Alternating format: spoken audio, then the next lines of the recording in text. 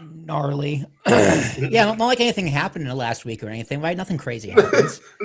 Not a bunch of shoot promos happened at all. Yeah, it was a very AEW week in WWE this week. See, I'm just now finishing Dynamite because did you know? So we are going to preview Dynasty because it's only been Yay. 3 weeks since freaking the last one, which I totally forgot what his name is. That sounds about right. It's quick. Yeah, one If a I month. They're heard, doing one a month. yeah, but like 3 weeks, that's a big turnaround. I was like, didn't they just do it? WWE's done Um, that.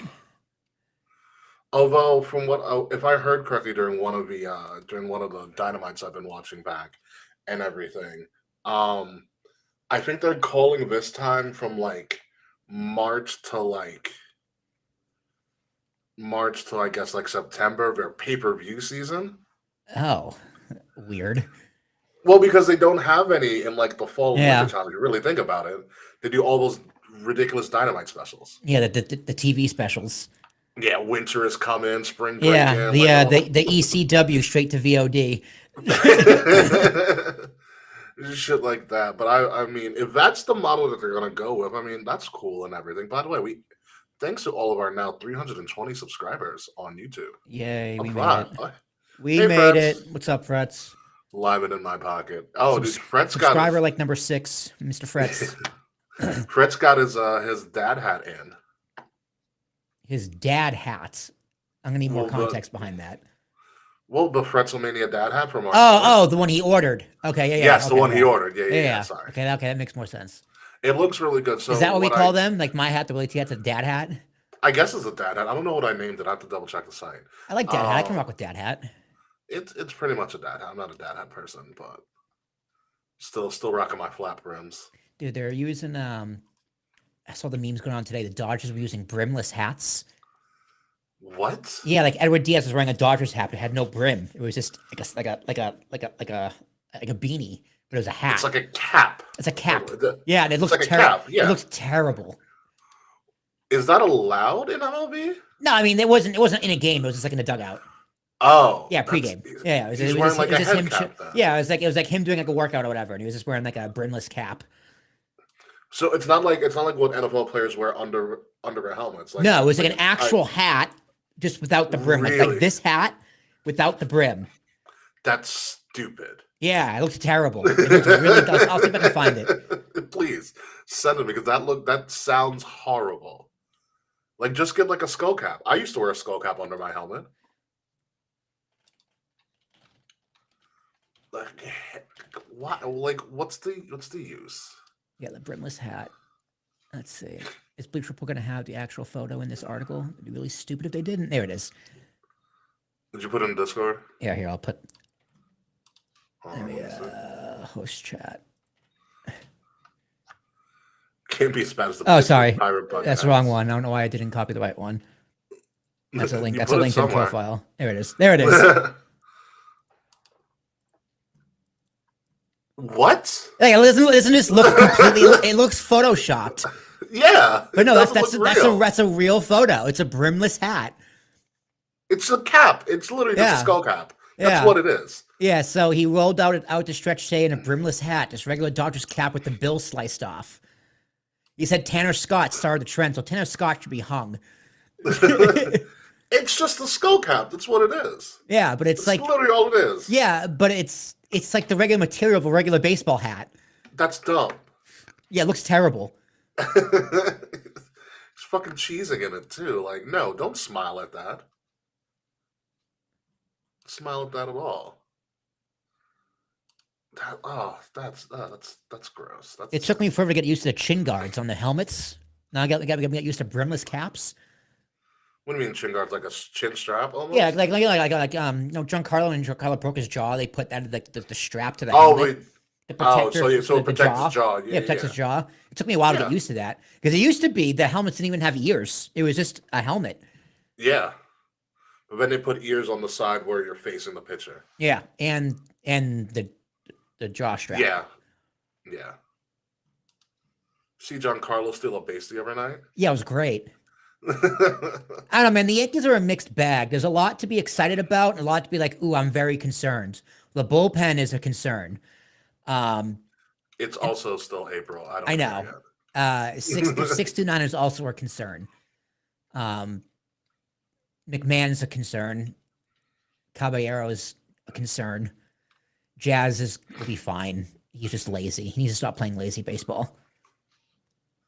Yeah, it's like I said, it's still April. The pitching, None of though, none of this matters. Our pitching seems phenomenal, and Garrett Cole's not even back yet. nor is Rodon. Oh yeah, that's right. Yeah, he had an elbow issue, I think, or it's like no bone spur. It's like a bone spur in his wrist. So that sucks. he had the surgery right after the postseason, and now he's in the rehab. Then he might have tweaked his hamstring in the rehab, so he'll be back in like May. Gotcha. Cole's back in early June, and then Fried and Schlittler are holding down the rotation. Fried's a monster right now. Yeah. So I mean, they're playing well as a team. They're playing better as a team. Just a few things to be concerned about. Yeah, like what, week 3 of the season? Yeah. I mean, they'll be fine. Yeah. Let's not. I mean, they're doing better than I expected. Not hit the panic button just yet. No, absolutely not. Wait until Volpe comes back, then you start panicking. He's injured? I was wondering why he hasn't been starting lately. Yeah, no, he so last May, there was a play where he rolled over and like might have hurt his shoulder, but he never missed time because the doctor said he could play through it. And then in the postseason, they're like, oh no, his shoulder's actually been bothering him all season. Let's have a surgery. So he had, it was like a rotator cuff or something. So he had surgery. He'll be back in a few weeks. He'll probably be back in May. Gotcha. You know what I caught myself watching after Stand and Deliver on Saturday? The PWHL. What in the hell is that? Professional Women's Hockey League. The PWHL. Too long, man. I didn't come up with the name. How is that? The pro women's It was hockey great. league? So it was actually really good. So all of their season games are live streamed on YouTube, so you can watch them anytime you want. Smart. Which is pretty dope. Might as well, right? So, but they have, I think, 8 teams so far. New York has a team. So it was New York versus like Seattle or something like that on Saturday.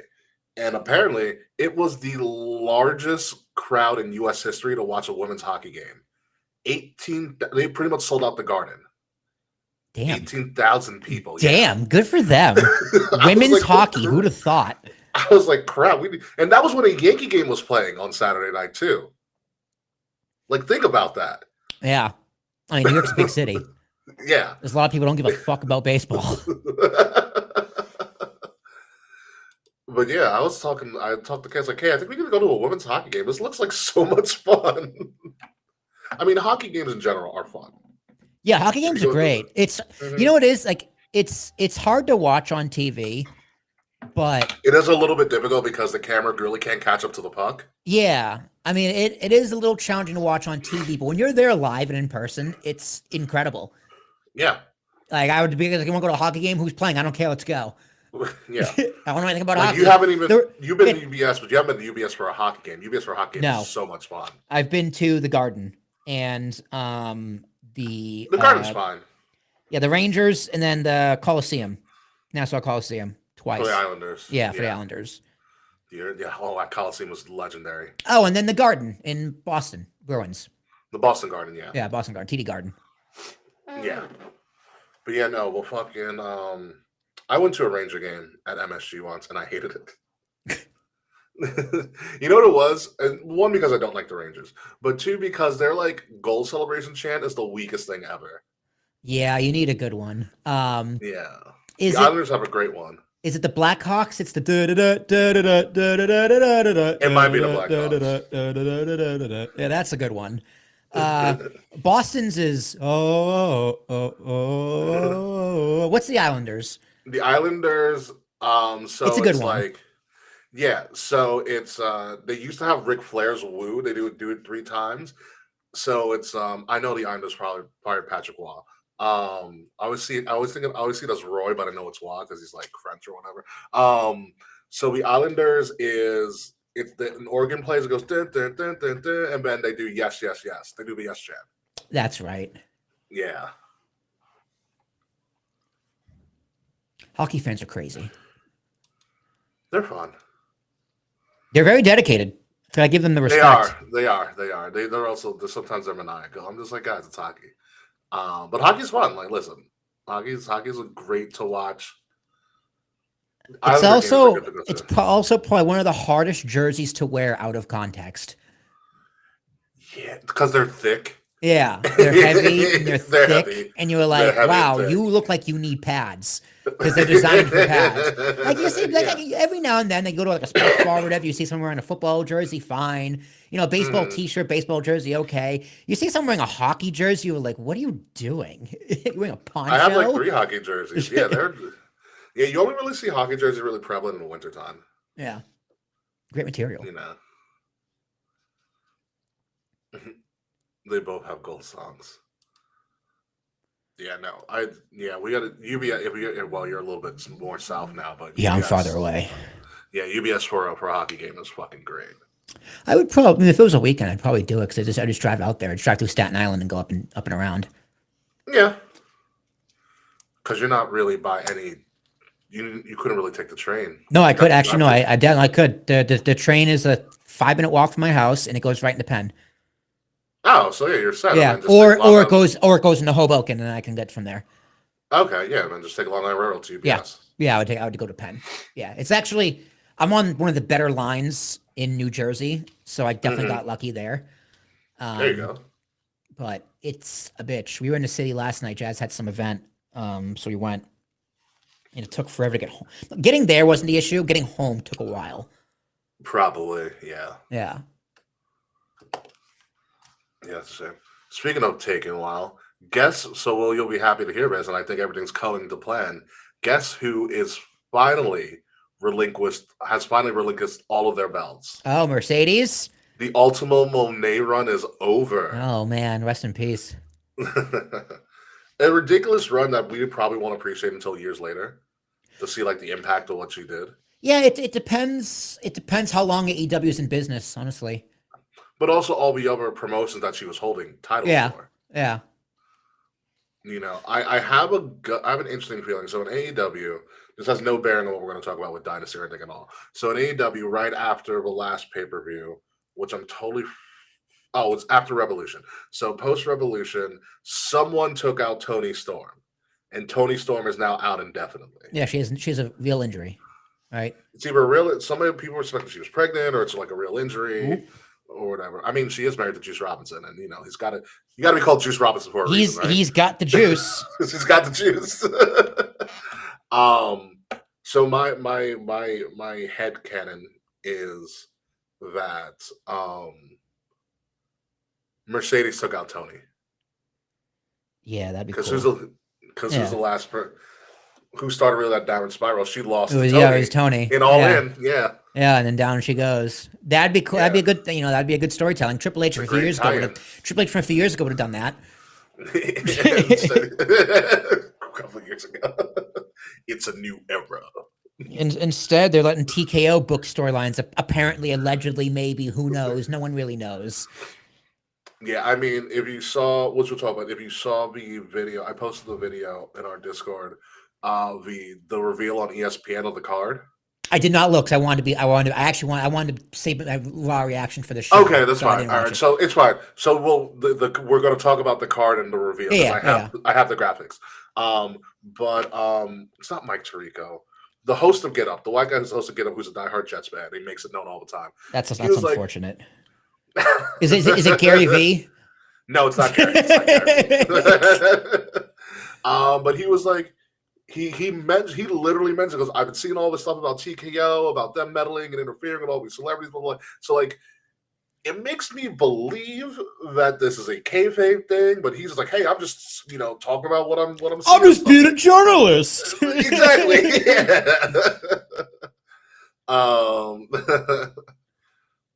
LA Knight versus ISO Speed Let the show burn. needs to go 60-minute Iron Man match, the main event night too.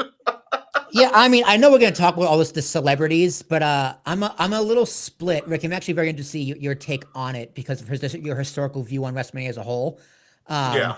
But we'll save that for the main show because I have mixed thoughts. I have mixed thoughts, and for really quick with this year, it depends on the celebrity involvement. Yeah. Ironically, of all of them, that I was like, okay, this actually might fit and actually might work because I think he actually gets the business from like a physical standpoint too, as well. Is Speed. I think Speed gets it.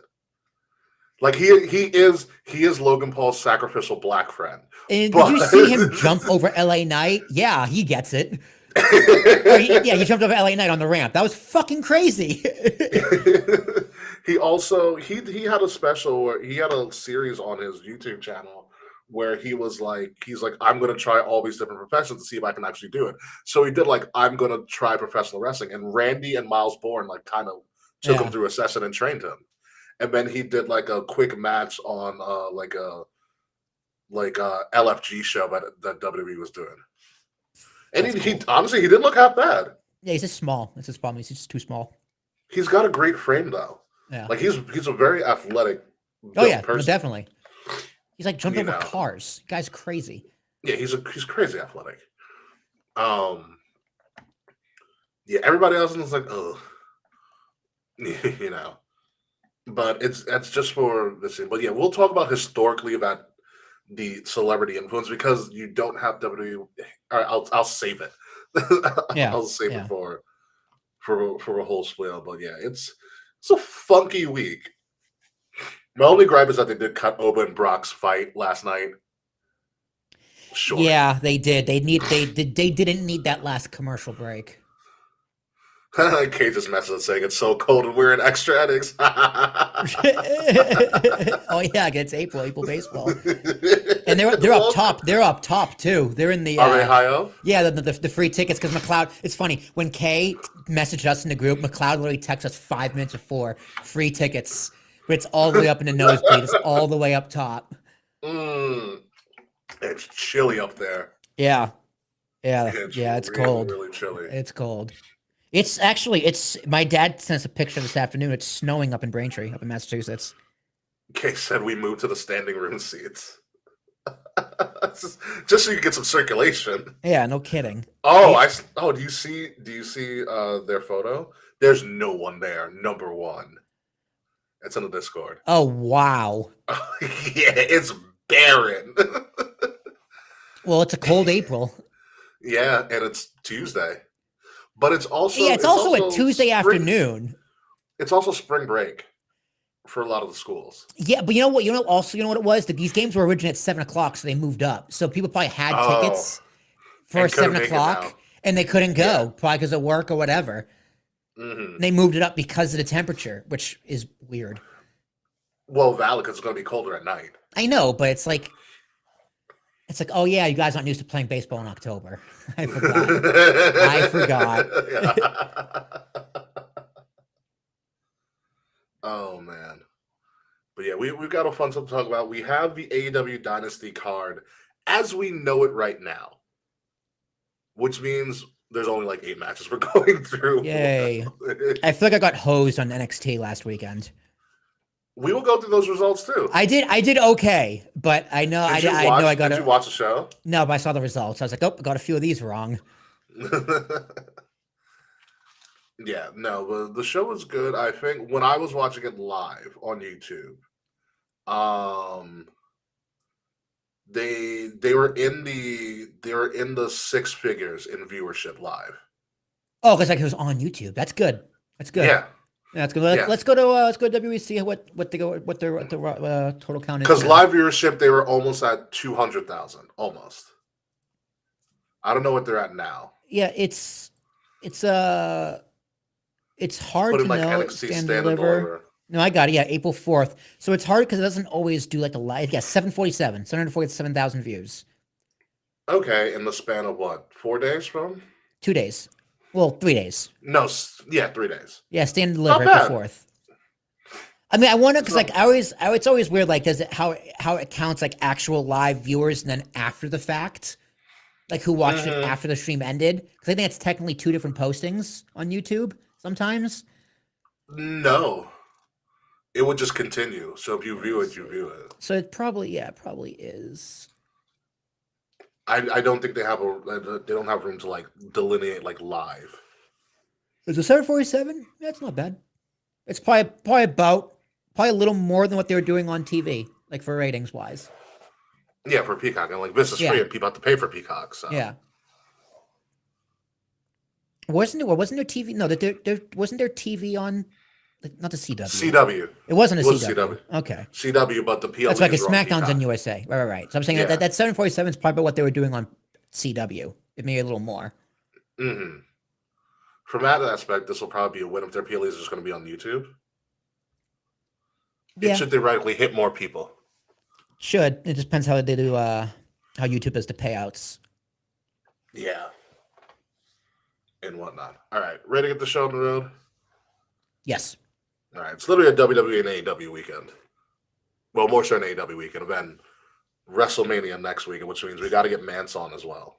AEWWEW. AEW, DW, who knows? It was more so an AEW with all the shoot promos, but we'll see. Yeah. Oh yeah, and Jericho's returned because yay, everybody's happy, I guess. Cool. Ooh, Good for him. Nice jacket. That's why I'm talking about it now, because we're not talking about it on the show because it's not news. It's not. This isn't news. Yeah, no, I agree. I agree completely.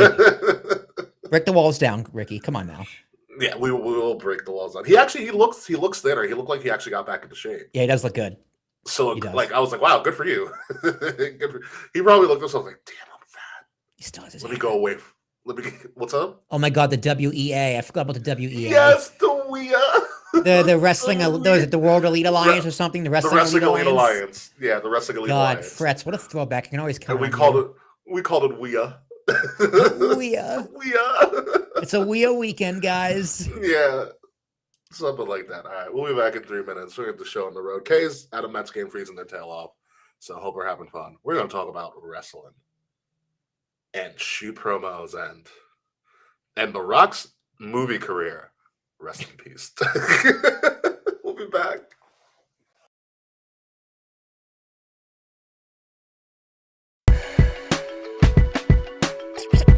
Kings of the rings of the illest.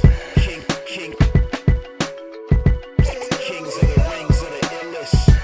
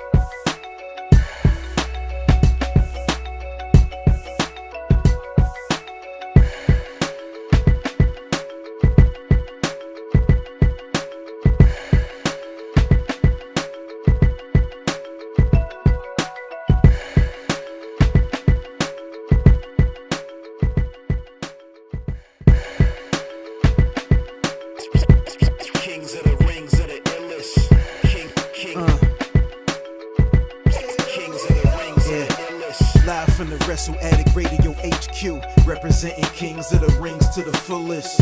King Ricky made the hot tag to Willie T, and out of nowhere like Randy is the Queen Bee. K-Fay brother, 400 plus in the bag like money in the bank brother. See when they pod, it's the opposite of common. Look at the comments, crowned at a certified top 10. You heard? Kings of the Rings pod. Throw up a too sweet when you see the squad. Like a chop in a, I know you feel it. Kings of the Rings are the illest. Kings of the Rings are the illest. Kings of the Rings are the illest.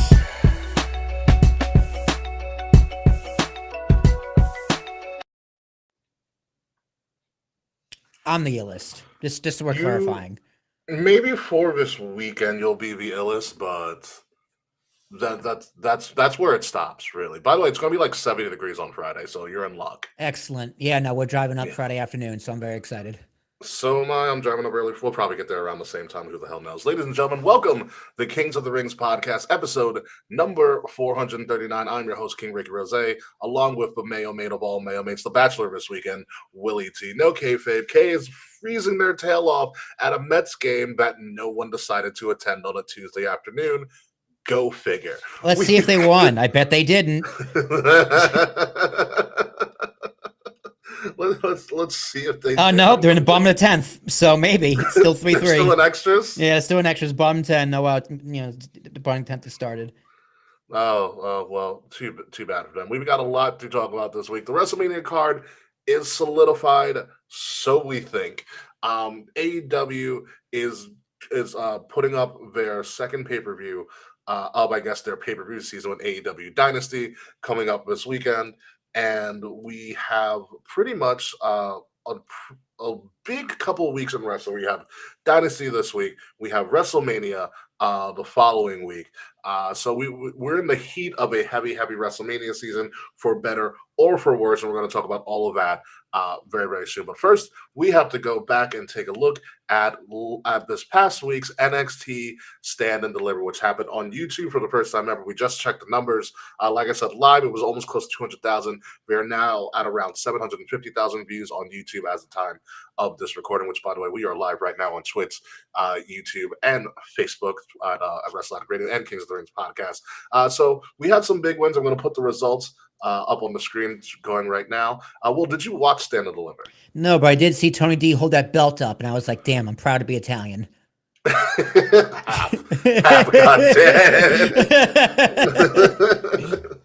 You know, it's very interesting that Tony D did win, because I didn't see it coming. It looked like you ride the Joe Hendry train for as long as you can. Yeah, I was like, I believe, guys. I still believe in Joe Hendry. Yeah, but I mean, the last time Tony D went for a Stand and Deliver the championship at Stand and Deliver, it was when we were there in Philly. Oh yeah! Oh my God, that's right. It was 2 years ago. Yeah. It was 2 years ago, and in that time, he lost a family. He's kind of revamped his gimmick. He's kind of like a scavenger, a nomad now, and it kind of worked out. And Tony D is now the first ever Grand Slam NXT champion. That's kind of crazy. No one else has done it before. So it's what? North American Tag, NXT. The world title. And he won the oh, that's good. That's why. Yeah, it's the UK title. Not the UK, it was British rounds. It was 2 out of 3 falls. He had that I forgot what he called it. Oh, was he like the NXT Cup or whatever? Yeah, whatever that weird tournament was. So that's the trophy. The trophy. Yeah, the Heritage Cup. There you go, Taquan. Heritage Cup. There it is. Thank you. Okay, so that's what they're called. Like, there's no way. No, he's the first person, but no, it's the silly cup they have now. He won. I wish they made replicas, because I would have bought the Heritage Cup in a heartbeat. Let me give it a Google. See what it looks like. It's a nice looking, like, random ass trophy, but the Heritage Cup does count as technically a title. Oh no, that is a very nice trophy. Yeah. No, that actually looks great. It's like the Goblet of Fire. Kind of, yeah. So yeah, Tony D won, so good for him. I didn't see it coming. He was like the least expected person to win, but he won. They kind of gave it to him. Vic Joseph made a good point. Tony D has seen everybody in his recruitment class move up. Trick Williams, Braun Breaker. Yeah. Like, he is the last one. Ouch. Yeah. Yeah, he's the last one. So hopefully Someone's got to hold down the fort. Yeah, it happens all the time in NXT. There's usually somebody that gets held back for whatever reason. But I think for Tony D, it was more so he needed character work because as much as I love the mafioso family guy, Yeah. it would have died a bad death. It would not have. It would have been RKO'd, and then that would have been the end of it. And he would have said, "Sorry, Tony, it's the season premiere." It's the season premiere. It is. Also, the women kicked off the show. JC Jane dropped her title to Lola Vice and Kendall. Call it that one. Did I pick? I forgot who I picked. But yeah, Lola Vice won, beating JC Jane. JC Jane, it looks like she's done. It looks like she's done fine. It looks like she's going to get called up post-Mania. Because honestly, what the fuck else is she going to do? You know, she's done everything. Not exposed her, but they kind of gave her the spot to go into the Royal Rumble. Yeah. You know, exposure to the main crowd a little bit more. So it was a good little hand up, and it was about time. I know we didn't talk about it on the show, but I was like, Lola Vice has been in like 5 NXT Championship matches. Some with her parents in the crowd, and she always loses. Like, get this woman a title belt. For God's sakes. And it's a good move by them. If you do watch that match in particular, the screen will go black multiple times. And it wasn't an error on the stream or anything. JC Jane had probably the most wardrobe malfunctions in a match I've ever seen. Nice. It was pretty bad, especially because she was in a crap predicament. So it was either Kendall Gray, I think it was Kendall Gray, put her in an ankle lock, and she's like, she's arching and reaching for the thing, and it fell out. Nice. There's nothing you can Dude, do. there's been a lot on SmackDown too. I've seen like Charlotte had one, Tiffany had one. Mm-hmm. Yeah, a lot of tits flying around WWE right now. I think they get fined for that too. Some probably. I mean, I guess I'd say it depends on the situation. I guess, yeah. Like, okay, we got an FCC fine, but guess who's not paying it? Guess who is? But it's also YouTube, so like you can. No, YouTube has policies against that. You can't just be. Yeah, no, they do. Yeah, you can't just be flashing on YouTube. Exactly. Yeah, no, they tried their best, but whoever was the censor was missing it all the time. And so, but it is what it is. Tony D won. Vanity Project retained, which I thought was really surprising because the Los Americanos are hot in like every promotion they're in. Like people like AAA loves them. People from NXT love them. The main roster loves Los Americanos. I'm done with the America. I fast forward. I'm like, I'm done. What, you're done with Tyler Bate and Pete Dunne? Yeah, I'm annoyed. It's like, okay, this needs to end. I love how the most over luchadors in WWE are 3 Europeans. Mm-hmm. I mean, Penta's definitely over. Don't get me wrong. No, that's true. But outside of Penta, yeah, the pops you get when the Americanos show up. I thought it was dumb, and now they just ran with it, and somehow it picked up steam. I will say, Ludwig Kaiser as Grande Americano too. I love him as Grande Americano. I liked it at first, and then once Chad Gable got hurt, I was like, all right, it's over. Well, apparently they are going to do mask versus mask at Triple Mania. Oh, that's fun. So they're not going to do it at WrestleMania. I think AAA pulled up. This is our match. Yeah, this is our match. No, it's not fair. I mean, it's the mask is the thing. I also like how Chad Gable is just cutting promos in half English, half sex Spanglish. Not even trying to change his voice. He's like, yeah, I'm Chad Gable. Get over it. It's so funny. Vanity Project won. Tatum Paxley retained against Blake Monroe, which I was kind of surprised at. But good for them. What else we have on the card? The Birthright, who you would actually like, even though they were like a pre-show match. They did lose. Birthright are all second-generation people. Oh, that's cool. So Santino's daughter, William Regal's son. I forgot Santino's daughter, William Regal's son, Finley's son, and Pillman's son. Mm. And they call them. They just joined together, so they're Birthright. I like that. I love the gimmick. It's like what Legacy was supposed to be. Yeah, it's just all the mid carders, all the mid carders kids forming to make a mid card faction. Yeah, that thing's gonna have some tension. Johnny Gargano actually wrestled. Miles Bourne ended up beating him, which is good for Miles Bourne. He needed I somebody. picked Johnny. Damn it. Listen. It had he cut a Not a promo. bad guess, you know. Not a bad guess. It's Stand and Deliver. It's Johnny Gargano. Um, I get it, but Johnny was there just to get Miles Born over. I do think Johnny might be on his way out. I agree.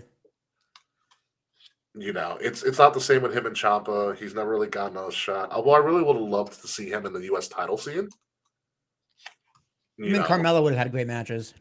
Oh yeah, we're gonna talk about that too because I'm back and forth about the involvement or lack of involvement with Carmelo and Sol Ruka beat Zarya, which I thought was a misstep, but they're keeping Sol Ruka around. I thought Zarya was essentially going to retire her and Sol was going to move to the main roster, but they're keeping Sol around for a little bit longer because I really thought, I was like, damn, Zarya really needs a win, and they're just not. For second gen defenders, but they're not doing that just yet. So, good for them. But overall, Stand and Deliver was fine. It didn't have, maybe because it wasn't on WrestleMania week for the first time in a very long time. Yeah, it didn't have that aura of this is a big event. That's what it was missing. And I get they wanted to take it off of WrestleMania week because you gotta have room for Tony Hinchcliffe and his off-brand show or whatever. But I think it is kind of a misstep. Like when you think of WrestleMania weekend, you have not even just WWE related. Every other promotion except AEW's biggest event is usually on that weekend. Yeah, but I saw a post. There was like a bunch of indie shows are not selling well. There's like maybe 200 tickets sold. Really? So indie shows and WrestleMania week are not doing well. Like the business is down all around in Vegas right now for WrestleMania. So like that might be a lot of WWE's doing or TKO's doing. I really do think doing Vegas back to back shot themselves in the foot. Like I agree. If this was New Orleans, like it was supposed to be, like what's supposed to be, yeah, I think it would have sold exceptionally well. We would have been there. You would have been there. That was going to be Charles's bachelor party weekend. Yeah, was WrestleMania. But unfortunately not. He's going to Colombia. The same weekend that we're going to be upstate. So it'll be an interesting time. Yeah, no, WrestleMania. Even though they have done it before, they did Atlantic City twice or whatever, or back to back. WrestleMania is supposed to be a traveling brand. Yeah, it's a destination. It's a destination. Yeah, it's how I would It's how I traveled the U.S. for the last decade. Especially for the European crowd too. Exactly. Yeah. They're like, all right, I spent a shit ton of money and did Vegas last year. Why would I do it again? Why would I already did that. I just did it. Whereas New Orleans, they're like, oh, Bourbon Street, fucking ale everywhere. You give beats as currency to see some tits. I'm in. America, baby, roll tide. Wrong state, but okay. But yeah, but like Vegas is like, I think Stand and Deliver probably should have been the week of, just on the regular. Well, NXT starts what, Thursdays? Tuesdays. Yeah, why not do it on Tuesday? In Vegas. That's fine, There's no reason not to. Or it's like, just do it after Monday Night Raw. Just do it, stay an extra day in Tuesday. Or do a Thursday special. Yeah, there's ways they could have done this. Correct. Yeah. On the week of, but what are you gonna do? Having like 2 weeks prior, what are you gonna do? Well, we'll see if they make some adjustments to this. But overall, NXT Stand and Deliver was fine. Like I said, it just didn't have the build that I thought it was going to build. To build to. Speaking of unexpected builds, we finally found out who Randy was calling. The time when Randy said wrestling has more than one royal family. Apparently, that royal family is Pat McAfee. It's McAfee. The one that Stephanie McMahon warned Cody about, that was just this big bad person that had this influence. And I'll be honest with you, none of that makes sense anymore. Hey, to be fair, Ricky, I bet WWE computers use McAfee security. So wrestling has more than one royal family, and it just happens to be one of them is a scam artist. Actually, a lot of them are scam artists. But this, I don't like this. I actually watched the segment. I have no problem with McAfee's promo. It just doesn't make sense as to why it's Pat McAfee, other than, hey, ticket sales are down and people know who Pat McAfee is. Let's just shoehorn Pat McAfee in there. to Yeah, sell it totally tickets. defeats the purpose of what Randy was building to because they had something great. They were like, who's from a wrestling royal family that Yeah. Randy could talk to influence? Is it the NOI family? Is it the Rocks family? Is it the Flairs? You know, could it be could it be Curtis Axel? Like Flair anybody. Flair would have been cool because you tie that into Dusty. Exactly. And Flair and Dusty hated each other in kayfabe. Yeah. you know. But Flair is definitely at ends with WWE. Yes. He also just turned 80. That's true. And Charlotte just turned 40. Good for her. So, but yeah, it goes against everything that we were kind of building to. And when you listen to the promo, like I gave it a chance because I was like, okay, heel Pat is back. I hated heel Pat in NXT, but I respected him in NXT. He's because, a great all right, heel. He's a good heel. He plays the douche totally well. And then you actually start listening to the promo and breaking it down. And he's like the wrestling business is in the dumps right now. Ticket sales are down, blah, blah, blah. And we're going to save wrestling. It kind of reminds me of I'm going to ruin wrestling from last year. Yeah. I was like, oh, okay. We're just doing the same thing from last year, but just flipping it. I'm here to save wrestling. I'm here to ruin wrestling. And I will say this. There is no babyface in the history of wrestling that takes a kick to the nuts like Cody Rhodes. He does it a lot, too. I mean, he's probably glad he already has 2 kids. Every major feud. I know he had they have a newborn, too, because Randy recently had a child. It's like every feud he gets kicked in the nuts. And he bleeds. Yeah, that's true. It just, I don't know how I feel. Like, the more you break it down, the more like, this makes no sense. The rumor is, that's great. That is great, French. Pat McAfee versus Scott Norton at Mania for antivirus scammer. Oh, is Norton antivirus also a scammer? I didn't know that. Great. I love Norton. I don't think they're scammers. I love Norton. I like malware bites, dude. You gotta use malware bites. I have. What do I forgot to have. I forgot what anti-security I have. But so the rumor is that TKO wanted more celebrity influence because they think that is going to influence ticket sales. Yeah, I get it. I just think they're wrong.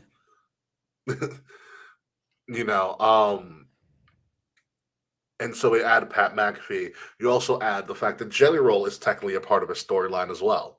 And we don't know what Jelly Roll's doing at Mania, if he's even going to be at Mania. You also add the fact that Little Yachty is also involved in the Trick Williams thing, but that makes sense. I'm perfectly fine with that. Speed is involved with Logan and LA Knight and the Usos, which, by the way, they dropped that new theme song really quickly. They did. I noticed. I was like, I kind of liked the theme song. I was like, it could have grown on me. Like, give it a shot. Yeah.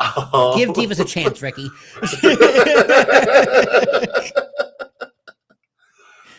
So yeah, the big thing about it is this doesn't make storyline sense whatsoever. Pat McAfee does not come from a Royal Wrestling lineage. He has no relation to the business besides the fact that he knew a bunch of people and they're all he's friends with Michael Cole. That's it.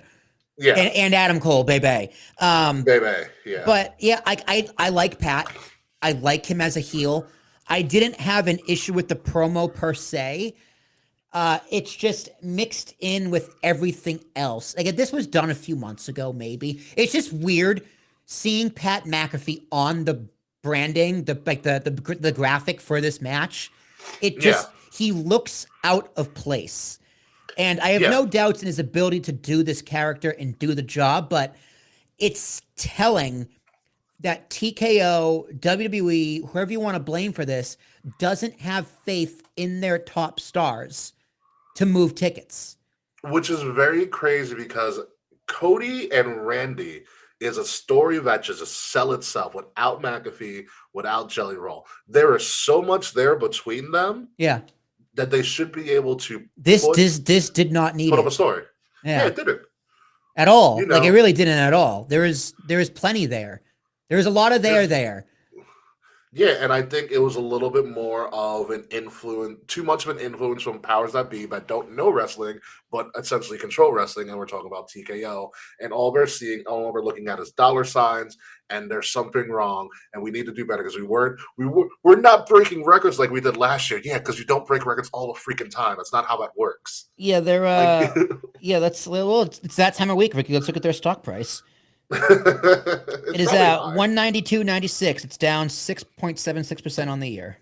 Uh-oh. It's fine. Barely. Yeah, the We had some in Q1 Q2. report hasn't come out yet. Yeah. Yeah, the Q1 report's probably relatively good.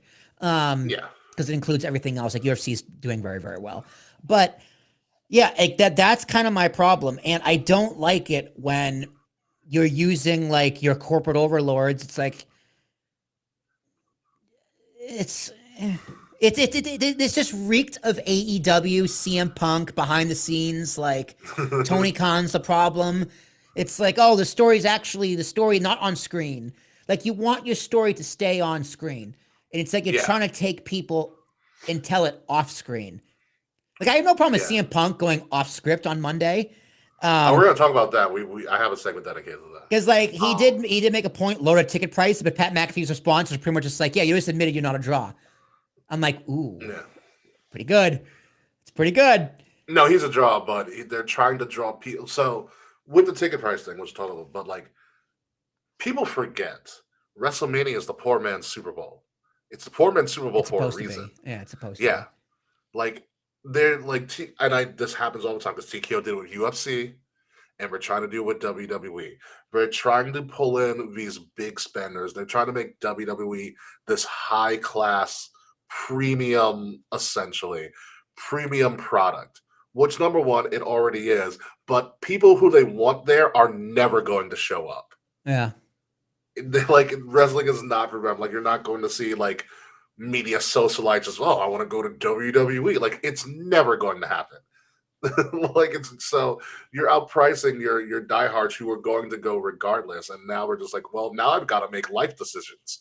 Do I want to sell my car or do I want to go to WrestleMania? Yeah, it's just not worth it. It's not worth it. That's the issue. The economy is shifting. How people consume media is shifting. Business in general is shifting. The world is fucking shifting. Yeah. And everyone, like a lot of businesses, whether it's airlines, whether it's like experiences like this, travel destinations, luxury brands, they're all targeting those top 10% of spenders who aren't going to go anywhere. And yeah, and like they're going to go spend money on the Super Bowl or the Yankees or the Dodgers or concert tickets. They're not going to WWE because their kids don't care. Like exactly. WWE has always, I mean, Vince, that's where Vince has his finger on the pulse. WWE has always kind of been a product for kids. For the common. Yeah. The common people. Yeah. Vince was always steps ahead. By the way, rest in peace, WWE Network. It no longer exists anymore in any platform whatsoever. Oof. Yeah, that was a couple of weeks ago. That just brought my mind. It's like Vince, because Vince had that idea since the '90s, and it finally came to fruition in the 2000s. Yeah. Or 2010s actually. But be that as it may, so after all of this started off SmackDown. Towards the end of SmackDown, Cody came in like a bat out of hell, and just ripped this segment apart.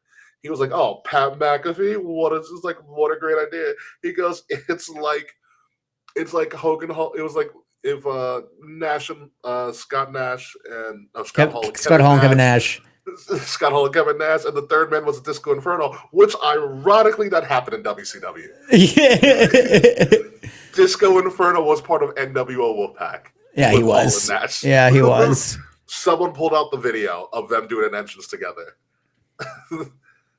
So it was pretty interesting. He said, he pretty much said, "This is stupid." He said, "Fire me. It worked out well for you last time." I was like, "Ooh, good point."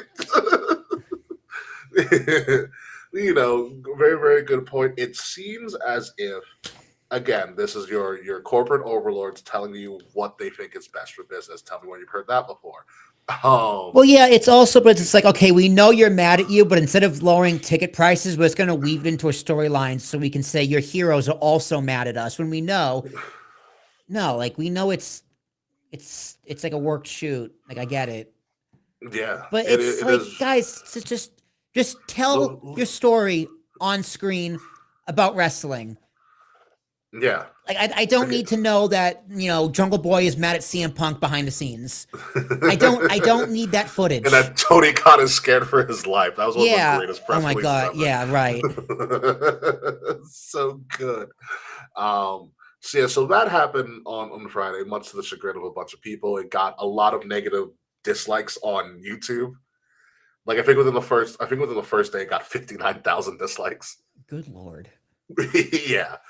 So it's not being received well. And then on Monday night, Punk went berserk in a way we haven't heard him go berserk in over a decade. I'm calling this pipe bomb. I'm calling this pipe bomb too. Yeah, it was very good. He held no punches. He allegedly went off script. Allegedly. But I should have known something was different with the tone of Punk. He didn't take a knee and say it's clever. He went straight to the ring. Like he was on fire. I saw him like he sat cross-legged in the middle of the ring. And I was like, okay, whatever, Punk's being Punk. And then he took off a jacket and he just started firing. He's like, Roman's not here. You had all these opportunities because you pretty much your politics, your way, you got all these opportunities. Like he's like, wow, you had 11 main events and it took 8 of you to get 8 to be good. Yeah, I was like, Jesus Christ. He said, Rock, you're a movie star. I'm sorry, was a movie star. That was great. He called Pat McAfee Pat McAfee, which I did not catch. I did not catch either. Yeah, he called him McAfee instead of McAfee. He pretty much said there's a receipt coming your way. And then he pretty much said the thing that apparently was off script because they edited it out of their highlight on YouTube. Ah, okay, interesting. Yeah, it stayed on Netflix. I watched it last night. It stayed on Netflix. The ticket sales, lower ticket prices. He said lower ticket prices. He pretty much said stop being idiots and lower your ticket prices because he was like, I want to see the families that love this sport be able to go and see the sport, which he's right. Yeah, he's a guy I've always been for the common people, lower ticket prices. Yeah. I'm too old and too rich to give a shit anymore. I was like, yeah, that's relatable. Yeah, I get that. Goals. He talked about how the reason he left is because he had FU money, so he could do what he wants. Which I was like, he had a point too. He was like, I quit because I had FU money. Yeah. Good you hit a weird old man made you eat dog food.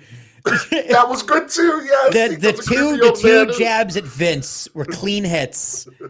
Clean hits. A weird old man made you eat dog food. Everybody talks about the dog food. Same with Roman. I wish he would have brought that up when Roman was there with him. Yeah.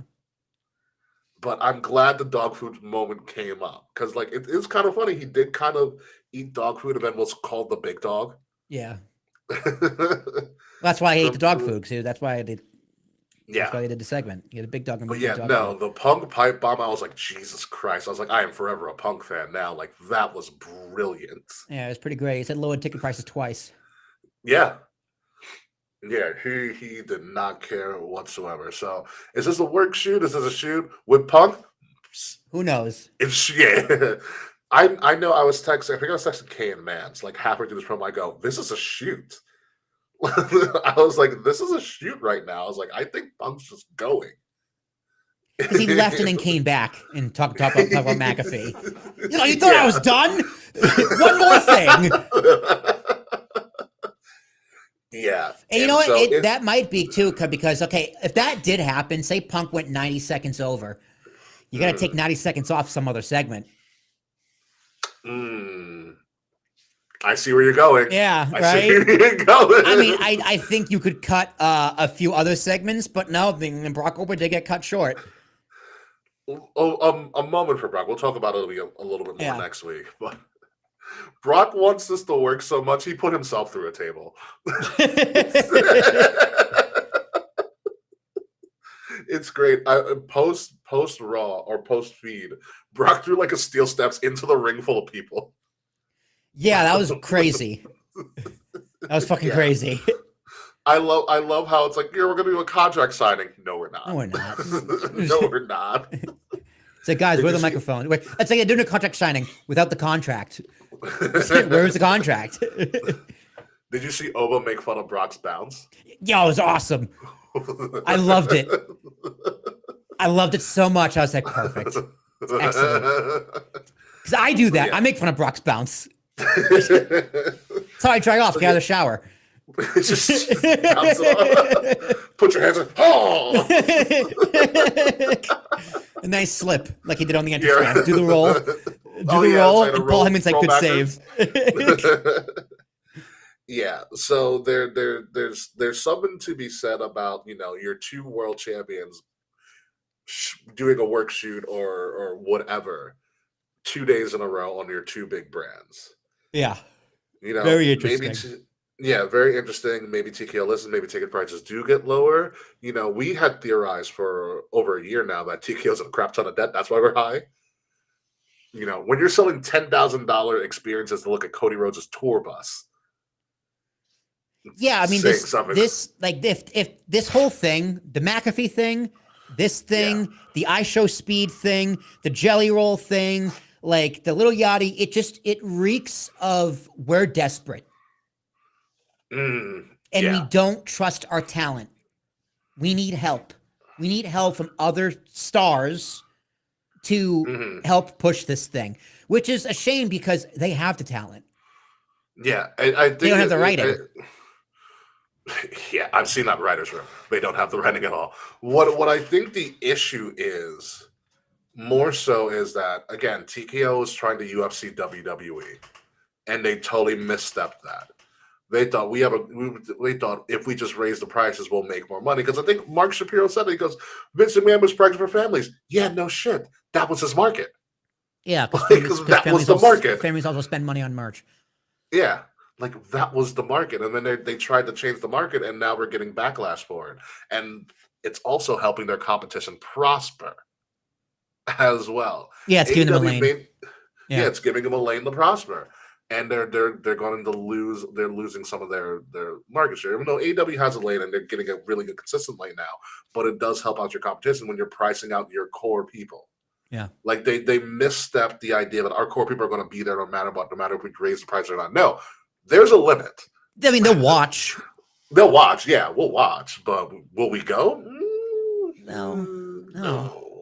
You know, and you know, here's the thing with WrestleMania in general. Celebrities have always been involved with WrestleMania. Yeah. WrestleMania 1 does not occur without Cyndi Lauper Yep.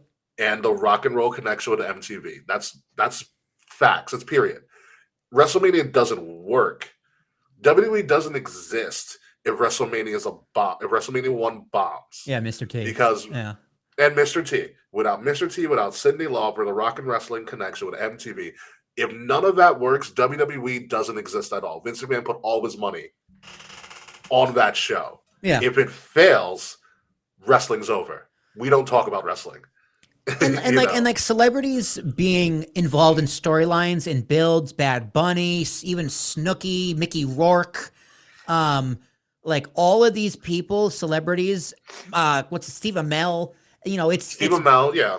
It's Pat McAfee, right? Like it's been done before, but this time with the story the celebrities are telling, it feels like a lot all at once. It seems forced. Yeah. And it just seems like we just don't trust our talent.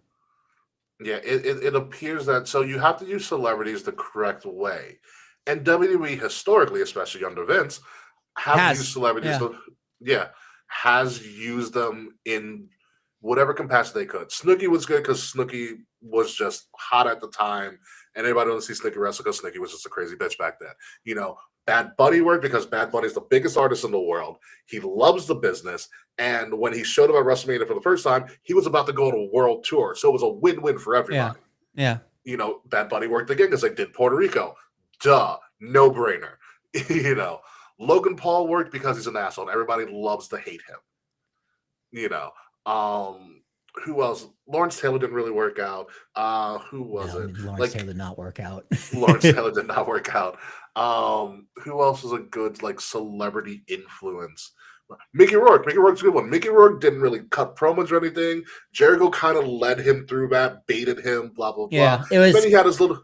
Yeah, I forgot because Jericho was the old school versus new school. It was Jericho versus the 1-3. Yeah, then Mickey Rourke came at the end and gave him a sucker punch. Give him a little 1-2 because he was doing the wrestler at the time. Yeah, it was to promote the wrestler exactly. But Mickey Rourke didn't want to do the match. That's why. Yeah. Pete Rose was a good one. Pete Rose was good. Mike Tyson just was perfect timing. Yeah.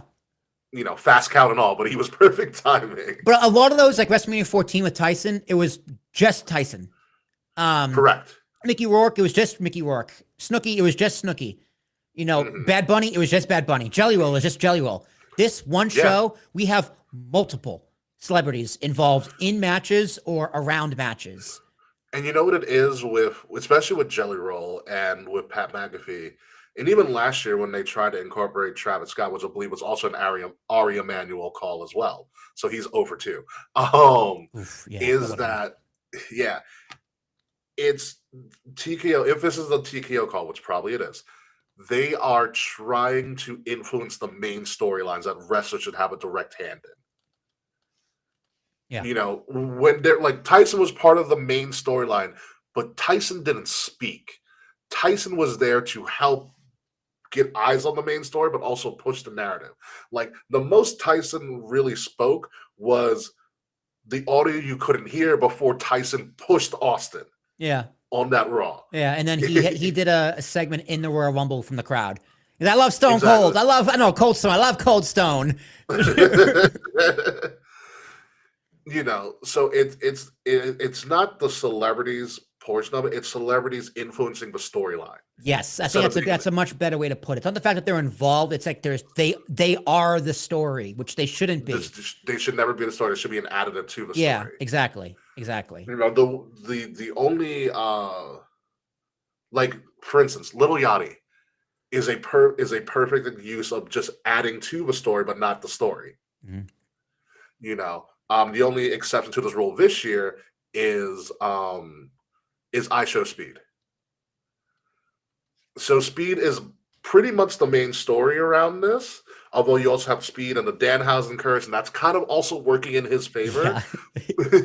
Yeah. But I also think Speed kind of gets it. You can tell by how he interacts backstage. Like his backstage segment on Raw yesterday was really good. Like he understood, like, I'm desperate here, help me. Yeah, you know why his works? Because he doesn't want to do the match. But it shows. It shows. Yeah, it shows. I want to be here. Yeah, he's like, man, like, it's like, how did I get myself in this one? Exactly. And Adam Pearce being like, hey, man, I told you so. The door, the parking lot was always an option. Yeah. So Cold Stone is good. Title. What up, A.O. Baker? I did not even see you. What's going on? Our A.O. Baker of the Signature Move Show, the creator of seriously, the creator of our team song. Shout out to A.O. Baker and things like that. So yeah, that's the issue. This year, it seems forced. Instead of like those wrestling story, like pushing WrestleMania, they're trying to have the celebrities push the story to push WrestleMania, and that's never going to work. Yeah. Never going to work at all, and it's a damn shame. So let's move over real quick to the U.S. title scene. So we have Ginger Snaps, aka Sami Zayn, who shoehorned his way into winning the U.S. title with the help of Trick Williams beating Mello. Okay, Trick comes out with Little Yachty, who kind of annoyed me in the first half of the segment, but then I was like, okay, he's fine. He's fine to be comparison to Trick. He kind of gets it. Mello comes out, and I'm glad they addressed this on SmackDown. He was like, listen, I held the title for like pretty much all of this year. I put on banger after banger after banger every week with the entire mid card of SmackDown. Like, I deserve a title shot. I deserve a chance at WrestleMania. And even Mello, during his promo, was looking at the side. He goes, just add me to the match of Mania. Like, just add me. Yeah. And Sam was like, how about this week? Yeah. No, he's like, no, you're not hearing me. People thought he was going to get left off the card because him and Kalani have a wedding to do. But Carmelo is like, the wedding's in October, guys. Yeah, it's a long way. It's a long time. It's a long way. April. That's 6 months. Exactly. So you have you have all of this building. Sammy grants him a match, and then Sammy kind of gets a little heelish. The ref is tending the Mello. Sammy runs in and kicks Mello in the face and wins the match. So as it stands right now, it's Trick and Sammy for the U.S. title at WrestleMania. Do you think Will Mello deserves to be in that match as a triple threat? I haven't watched SmackDown in a long time, so I missed like all of his title run. But just based off his match with Ilya Dragunov was unreal. It's based off what you've told me and what I've seen online. I think Mello deserves a spot. Like if you're carrying a belt into Mania season, you're not even on the card. That's insane. Yeah. He's not. We are going to get to the card reveal, but he is officially not on the card. That's crazy to me. I think he should totally be on this card. He's been up for a while. He's been on. He was a mainstay in NXT, multiple time champion. They've invested in him heavily. He was. Trick doesn't become big without Mello. He was a first round draft pick. Remember that was the thing. He was in the first round. He was top 5. You kind of had him squandering in the mid card forever, and when he finally picks up some steam, you take all the wind out of his sails. It doesn't make sense, especially when you have the history built in there with Trick Williams. Yeah, and the fact that the only reason Mello lost is because Trick interfered. Yeah, I think he should totally be in that. There. Like, I mean, guys, you have multi-man matches everywhere. You have a ladder match for no reason on Raw. Why not a triple threat that actually makes sense on SmackDown? Yeah, Granted, this could all go away if the first feud is Trick and Mello after Mania, because it's leading towards that at this point, and it needs to go there. But then who wins the those belt? Guys are gold. Trick wins. Okay, so in that case, you have Mello hit his finisher, Trick steal the pin. Yeah. Sammy eats it, and there you go. Like, I mean, this isn't hard here, guys. We're gonna put Little Yanni in the match instead. Don't give Iron Manuel any ideas. Well, no, Little Yachty's going to do Trick's entrance. That's cool. Yeah, he's gonna do Trick's entrance. Awesome. And apparently, him and Trick are real life friends, so it kind of just works out. Whoop that Trick. Whoop that Trick. And Little Yachty does watch the product, week in and week out, so he gets it. Yeah, he had a good tweet on Twitter saying like, he said, "Guys, I've earned this spot. Fuck you." Yeah, yeah, like he's knowledgeable of the business, but yeah, no, you have Sammy's getting booed on SmackDown as the U.S. champion. Interesting. Yeah, I mean his babyface run, it gets stale. Yeah, it's only so many years you can do that Daniel Bryan gimmick. I'm the underdog. I'm gonna yell through my promos because I have passion and take really big breaths. Yeah, like it's only so many times you can do that. Yeah. So I mean, I get the whole Sammy need to be a little bit more of a dick. That's what they're going with in the storyline, and he is doing that. And it's not like Sammy hasn't played heel before. I thought him being Nakamura's valet and that stupid dance he did all the time was great. So stupid. I forgot about that. Or when he was a heel to Johnny Knoxville's babyface like several years ago. Yeah, that was great. And then the bloodline. Yeah, the bloodline. So it's not like Sammy is immune to being heel, but like I think Sammy's a great heel. Yeah. It's just because it seems like he doesn't fit what was going on in this story. You have Trick, who's hot as hell right now. You have Mello, who has proven himself to be a very great champion. And then Sammy's like, I want a shot. And like he kind of Charlotte Flair's his way in here. Yeah. Yeah. And that's the issue. So hopefully within the next week or so, Mello does get shoehorned in some way, shape, or form, but that is yet to be known because, we did have a last-second addition to another part of WrestleMania, because he's a legend and got healed right before Gunther got his match with Seth, right after Gunther got his match with Seth.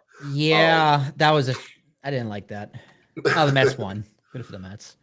Did they win? Yeah, they won.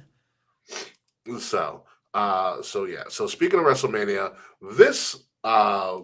this earlier today, this Tuesday. Yeah, you were right. You were right, Ricky. The branding, the graphics, the colors. The Gave it away. colors give yeah. The WrestleMania card was officially revealed on ESPN's Get Up this morning at around 9:30. So I know none of you watch it. I didn't even watch it because we all have work. So I will review to you right now. So on the left side of my screen, yeah, on the left or probably right, whatever. The yellowish orangey looking is night one. The first hour on ESPN2 for night one is going to be the 6-man tag with Speed, Austin Theory, and Logan Paul versus the Interesting. Usos and LA Knight, and then the unsanctioned match between Jacob Fatu and Drew McIntyre on the first hour of WrestleMania on ESPN2. Then all it's going to be available via Netflix and also ESPN app. So you don't necessarily have to go to ESPN2, but those are the ones that are going to be on free. So also on night one, you have the women's tag team fatal 4-way pending Nikki Bella is healed. AJ Lee versus Becky Lynch, the Intercontinental Title Championship match, which AJ cut a great promo. It's a good promo last night. Yes. I'm your favorite wrestler. Ask your daughter. She knows. I'm even your daughter. Yeah, I'm even your daughter's favorite wrestler. You have Seth versus Gunther night one, Stephanie and Liv night one for the women's world title. Which, my lord, did you see the after? I didn't need to see the after. I saw that. I heard about it, and I saw the shot. I was like, "Oh shit!" Yeah, they knocked heads real good. They have been trying to kill each other, like literally, like all of the times they fight, they're like hurt. Yeah. They're trying to hurt each other. Roxanne got hit so hard she went off screen. Like she rolled out of the picture, like under the table where the hell she was at. I was like, "Damn!" Because I did see like the Liv Morgan bump on her head like a little while ago. But I was like, holy shit. Yeah. Yeah. And then the main event of night one, the Undisputed W Championship, Cody Rhodes, Randy Orton with a really ugly Pat McAfee. Night two, the first hour on ESPN is bananas. Yeah. Like I suspected, Brock and Oba are night two, first hour on They're ESPN. Main eventing hour one. Because ESPN loves themselves some Brock Lesnar. Also, on night one or night two, first hour is the Intercontinental 6-man ladder match. Because Rey Mysterio was mysteriously added. Because he's like, I'm healthy again. Gunther's got a match. I'm healthy. Yeah. Yeah, I guess Braun Breaker isn't. Yeah. Sami Zayn, Trick Williams is night two. Jade and Rhea, night two. Demon Finn. It's the graphics there. Demon Finn versus Dom Mysterio, night two. And of course, the main event of main events, Roman Punk, night two as well. Night two looks fantastic, a little bit more better than night one. It's balanced for the most part. It's balanced for the most part. Was it 1, 2, 3, 4, 5, 7 matches? Yeah, I'd say it's balanced. I'd say it's pretty balanced. Yeah. Well, are you gonna add a Asuka Io match on night two? I don't know because that's such a late build. Like it's something like, wow, we should have done this earlier. But I don't know if we're actually going to do that. Yeah, because Asuka got that promo. She cut that promo. It seems like it's Mania bound, but like they are saying this is the official card, and they put it on cable TV. Like the official reveal was on ESPN, so I don't know if there's any room for this to kind of change. I mean, it's always card subject to change. Yeah. However, you put it out there to the public to be like, this is what you're getting. And it's weird to not have Io in a Mania match. Yeah, especially because Triple H is so high on her. Of course he is. I saw the clips of Unreal. It looks real weird. Yeah, I guess TKO isn't. Liv Morgan had a head growing out of her head. She did. That bump was insane. She got a real goose egg. The memes are fantastic. Memes are pretty solid. Men's tag titles not being defended is wild, but what are you gonna do? They wanted speed. They wanted ISHO speed. So aren't there other tag belts on SmackDown that also aren't being defended? It's between the MFTs and the Wyatt Six. Yuck.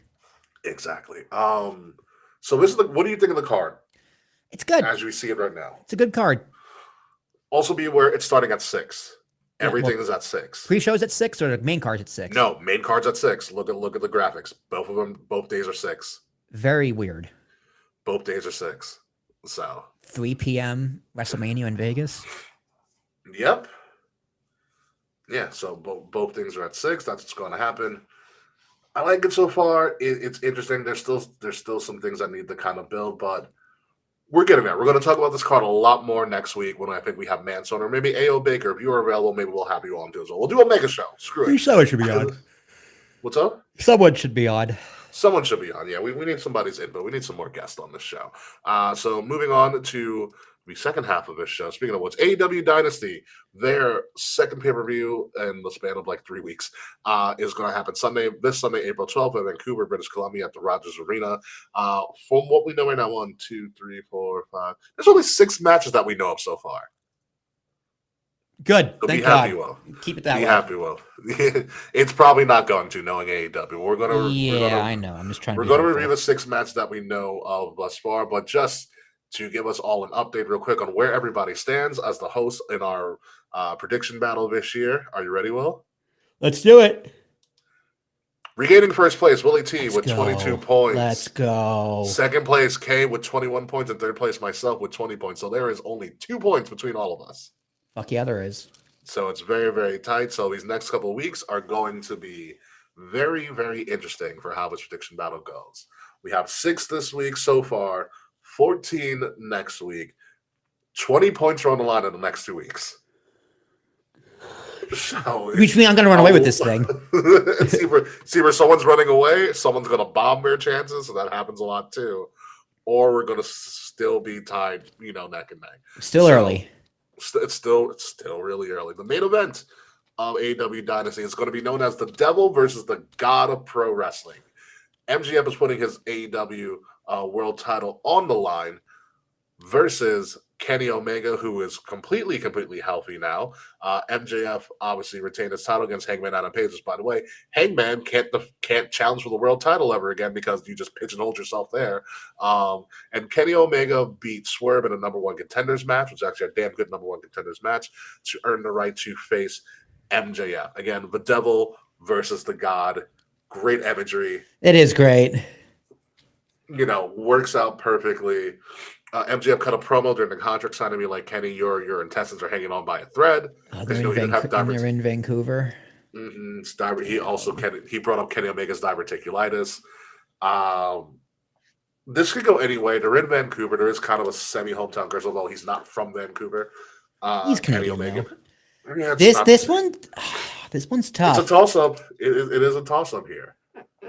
I don't know where you go with this. I mean, it's the first time Kenny's going after the belt in a long time. Very long time. I think he gets one more title reign because he's probably close to the end of his career. He's like 38. Especially with his a lot of his intestines being removed with his due to gut. diverticulitis. Yeah, I mean that's a bitch of a disease. Yeah. I'm gonna go Kenny. Kenny did bring up a point. He goes when he's like, MJF has beaten Kenny before. Yeah. And Kenny Omega was like, you beat me when I wasn't at my best. True. Because he didn't know he was suffering from diverticulitis at the time. He goes, now I'm at my best, and maybe you can beat me. And it is hard to pick against MJF. Because he's a great heel. He's gotten better at it. He knows his lanes. Hey, Charles. Charles and A.O. Baker in the crowd. Great, love it. So you're going to go Kenny. You're going to go Mega Man Kenny Omega, which I totally get. I'm going to stick with MJF here. MJF's your future. Kenny's on the path of being an enhancement to the newer people now. True. He's in the back of his career. You got to pay it forward. Yeah, and I think that's where we go here. It's going to be a great match. It's going to be a fun match. It works well. Kenny's done so much better cutting promos in this time around. He's a believable babyface. MJF's just shit heel. Yeah. So it's built well, but I just see MJF winning here. So there's that. But again, I'm excited for this. We'll see what happens with that. Women's World Championship Online literally has no build from what I've watched in Dynamite. Womp womp. Thekla, or as Will likes to call her, the Claw versus the Claw. Oh, the Claw. Excuse me. Everybody's favorite hater, Jamie Hayter. The Becky Lynch kind of look alike when she changed her hair orange. She looks like Becky Lynch and Raquel Rodriguez. In this photo, yes. In this photo. In this photo, yes, she does. Honestly, I'm going to keep this one quick. I watched all of Dynamite the last 3 weeks. There's really nothing there for this feud. It's just there to say, hey, we're going to have the defend the title. But I'm thinking Tekla or Thekla. Yeah, I agree. Thekla. You know, there, like I said, there's really nothing there. Jamie Hayter's, they were like, once she got injured and then came back, they really kind of cooled off on her. Because she was big for a while. And then they cooled off on Hayter a lot.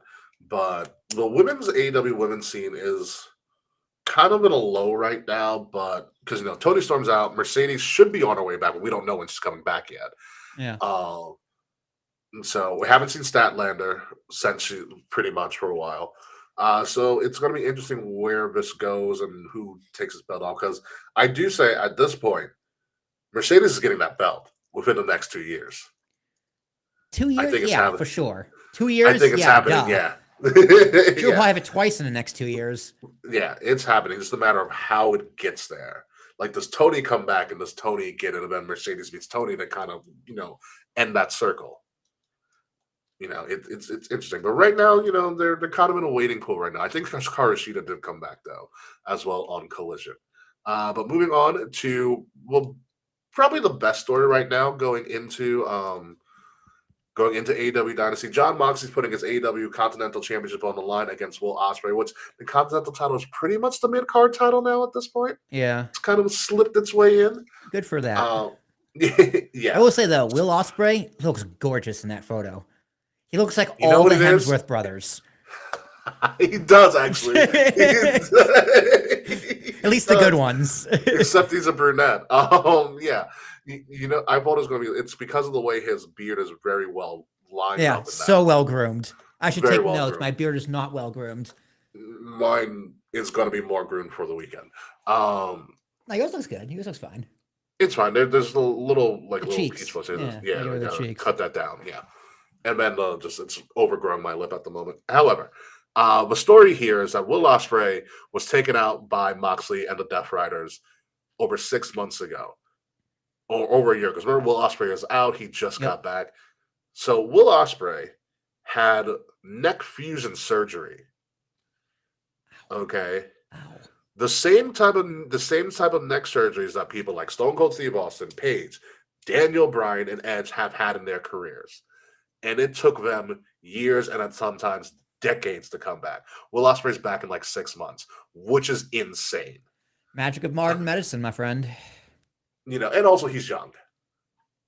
Like when Stone got his neck fusion, he was not that young. Yeah, true. Paige was young when she got it, but she just took time off. Edge was also not that young, but he also was like, "Oh, I'm a TV star now. I'm going to be on Vikings." And Percy Jackson. Yeah, he was on. He was the Sci-Fi Channel loved them some Edge. Yes, they did. Yes, they did. Bryan Danielson, they're like, dude, your neck is screwed. Pretty much what it was. You could be paralyzed. Yeah.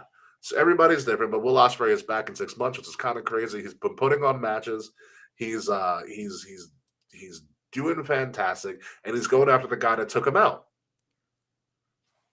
So it's a matter of, does he beat essentially, your kind of standard bearer at this point with John Moxley? I'm going to say you got to do it at this point. You going Will Ospreay? No, I think Moxley retains. You could be right, because Moxley's just that fucking constant. No matter what you do. I also wouldn't mind seeing Will Ospreay versus Kenny.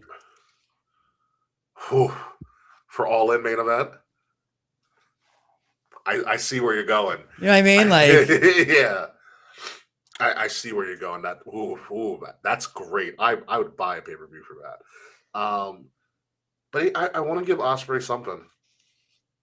I feel like Ospreay might be a year out from winning the title. But it's one of those things, like, in the span of time when AEW signed Ospreay, they also signed Mercedes. They gave him a boatload of money. Yeah. They have to pay off. Get your ROI. Yeah. You got to pay off. They have to deliver. And some can say Mercedes has delivered in a bigger aspect than AEW, but Ospreay hasn't delivered just yet, in my opinion, as the servant who should be essentially your flag bearer into the future of the brand. There's also, listen, Osprey versus MJF is a great story to tell. That too. Yeah. I mean, that's another reason why I think Osprey loses, because he can go on to bigger and better things for either MJF or Kenny. Kenny. I get it. So it's going to be a toss-up. This is the most interesting of all the of all the championship feuds for me for Dynasty so far. Next match on the card. Remember, they're in Canada. Jeez, this graphic FTR looks terrible. He looks like he wants candy really badly. FTR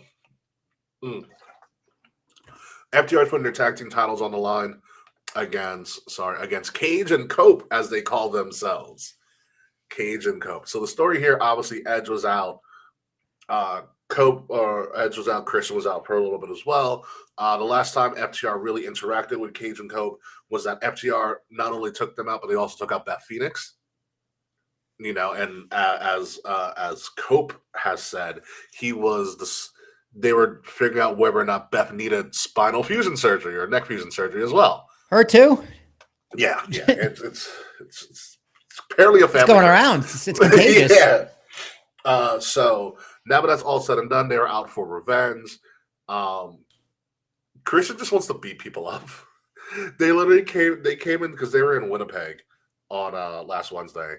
And so Renee was backstage waiting for them to show up, and Christian and Edge, or Cage and Cope, show up in like 80s biker jackets, and because that's what they are, and steel chairs. And Edge is like, yeah, we're going after FTR. We're gonna take out anybody that gets in our way. And so Renee is positioned in front of Christian, and Christian like raises his chair, and Edge is like, no, she's not in our way. She's doing her job. Stupid. And Edge is like, you could be such an asshole. So, but this is going to be fun. Listen, FTR is one of the best tag teams of their generation, if not of all time. If any of any generation. Of any generation. They're so much fun to watch. They are just classic old school tag team. And you have Edge and Christian or Cage and Cope. Do they win in Canada? Or does FTR retain here? I'm gonna go with FTR. I'm gonna go Cage and Cope. I think you gotta give the crowd something fun there. I'm gonna go Cage and Cope. Damn, Ricky, you're looking to crash and burn this episode. I could, and I watch AEW. It's the crazy part. Christ, maybe I'm the one who's gonna crash and burn. We're also making these predictions not watching the Go Home Dynamite, because Dynamite's tomorrow. So this is all based on what we know now. And right now, I'm gonna go Cage and Cope. I almost called them Cajun Cope, which might be our show title. Cajun Cope? I like that. Cajun Cope. Cajun? Like we're supposed, yeah, like Cajun, like we're supposed to be in New Orleans for WrestleMania this year, but we're not. Spice. Like the spice, yes. Cajun Cope. Or God, Edge, this guy looks like he snorted some Cajun seasoning. Or as A.O. Baker says, the CNC Music Factory, which is a great callback. Do you know who CNC Music Factory is? I have no idea. Everybody Dance Now. That's the name of the band that did that song. Everybody Dance Now. Oh my God, Jesus. Yeah, it's called the CNC Music Factory. Oh, it's C plus C. That means and. Yeah, I know. That means and, you dingbat. So there's that. So another match on this card, Andrade versus Darby Allin. So here's the story about this. Andrade is part of the Wayans brothers, and by the Wayans brothers, I mean the Don Callis family, because there's so goddamn many people in the Don Callis family. So as the story has gone, Don Callis brokered a deal with MJF because MJF is tired of Darby Allin getting in the way of his reign and doing other shit. So as the story goes, MJF paid Don Callis a huge amount of money to take out Darby Allin. Don Callis said, Andrade, I know you want to go for the world title, but we made this deal with MJF that we got to get rid of Darby Allin, so this is what you're doing. That's the story. Which I kind of like the story behind it. Yeah, it's about how Gunther is going to be like, hey, Paul Heyman, you owe me a favor, and it ends in Lesnar retiring, yes. Yeah, the writing's on the wall there. He's not a Paul Heyman guy. He's a guy that's going to retire the Paul Heyman guy. Yeah, it's great. I love it. Yeah. So I like this. I can get behind something like this. Darby Allin. Yeah, Darby has a way of just being a menace. He was in a casket match, not a casket match. He was in like it was like a casket match or whatever match with Gabe Kidd, from New Japan, but pretty much on AEW now. They did a segment where they got into a car crash. They did a stunt car crash with Darby in the car. The car like rolled over on its on on its top, and he like rolled out of. He like broke the glass and got out of the car. I'm like, you guys are insane. That man is crazy. Yeah, that man is out of his mind. I love Andrade, but can we trust Andrade? Like, but at this point, at this time next week, Andrade might have gone back to WWE. I mean, anything's possible, right? Anything's possible. But yeah, I'm gonna go to Darby. I'm definitely going Darby somehow weasels his way into winning this match because he's Darby Allin and Darby Allin just likes pain. Last but not least on this card, the 0 hour match, which means pre-show. Marina Shafir, the friend of Ronda Rousey, who has not appeared since Revolution. And the rumor is Ronda Rousey only showed up at Revolution to promote her fight with Gina Carano. And we know how well that's going. Yeah, that's a whole different story altogether. Yeah. I didn't even know Gina Carano was a fighter. You didn't know? I didn't know that. I had no idea. That's how she got famous. She was an ultimate fighter. Yeah, good for her. Yeah, she was a fighter. And then she was in like Deadpool and The Mandalorian. Yeah, she was Mandalorian. Yeah. Then she spoke her mind, and then she got fired from The Mandalorian. Yeah, and she God forbid she had something to say. I forget what she said, but it was something stupid. It was something stupid. Which is funny because I loved her character in The Mandalorian. I thought she was really good. But so Marina Shafir is going up against Alex Windsor, the NJPW Strong Champion, and also I believe, or close to one half of the AEW Women's Tag Champions as well. This is essentially just an exhibition, so pick your poison. I'm going to go with Marina Shafir myself. Oh, me? Christ. Yeah, sure. Yeah, Marina Shafir, why not? Yeah, she has been doing really well under Moxley. And the Death Riders is essentially like very female heavy. She's like a China archetype, with better promo skills. Oh, she was in Strike Force. Gina Carano was in Strike Force. Yeah. Before UFC, she was like, oh my god, women's UFC, let's do that. Here's this girl Ronda. But yeah, so no, I like Marina Shafir and what she's been doing and how she's kind of progressed in AEW under the Death Rider. She's kind of coming into her own. And still, is she still married to Roddy? Because like that's like in real life they are together. Oh, sure. Who knows? Cool. Like they never really interact on AEW. It's actually really interesting. Like I see you at home. I see you at work too. Get away from me. Give me a break. Where's my faction? They're all injured. Exactly. I think Roddy Strong's riding with Orange Cassidy at this point. Is what he's doing. But anyway, as of right now, that is all we know of AEW Dynasty. At the moment, so far 6 matches with AEW. It's going to probably jump to 14 by tomorrow. Yep. As in some way, shape, or form. But based on what we know now, how well do we think this pay-per-view is going to be? For me, I'll go first. I'll volunteer myself. I volunteer as tribute. For me, I think this actually could be something that forces WWE to kind of step their game up. Like, this is very strategically placed the week before WrestleMania. Like, it's very strategically placed the week before WrestleMania. It hasn't been placed like that in previous years, even though Dynasty is one of our newer pay-per-views. But they're doing this on purpose for, because it's competition, and they kind of want to steal the spotlight before, like, this is Sunday of WrestleMania, like, starting WrestleMania week. It kicks off WrestleMania week. Yeah, it kicks off WrestleMania week. So they are going to have the conversation for a little bit of time now.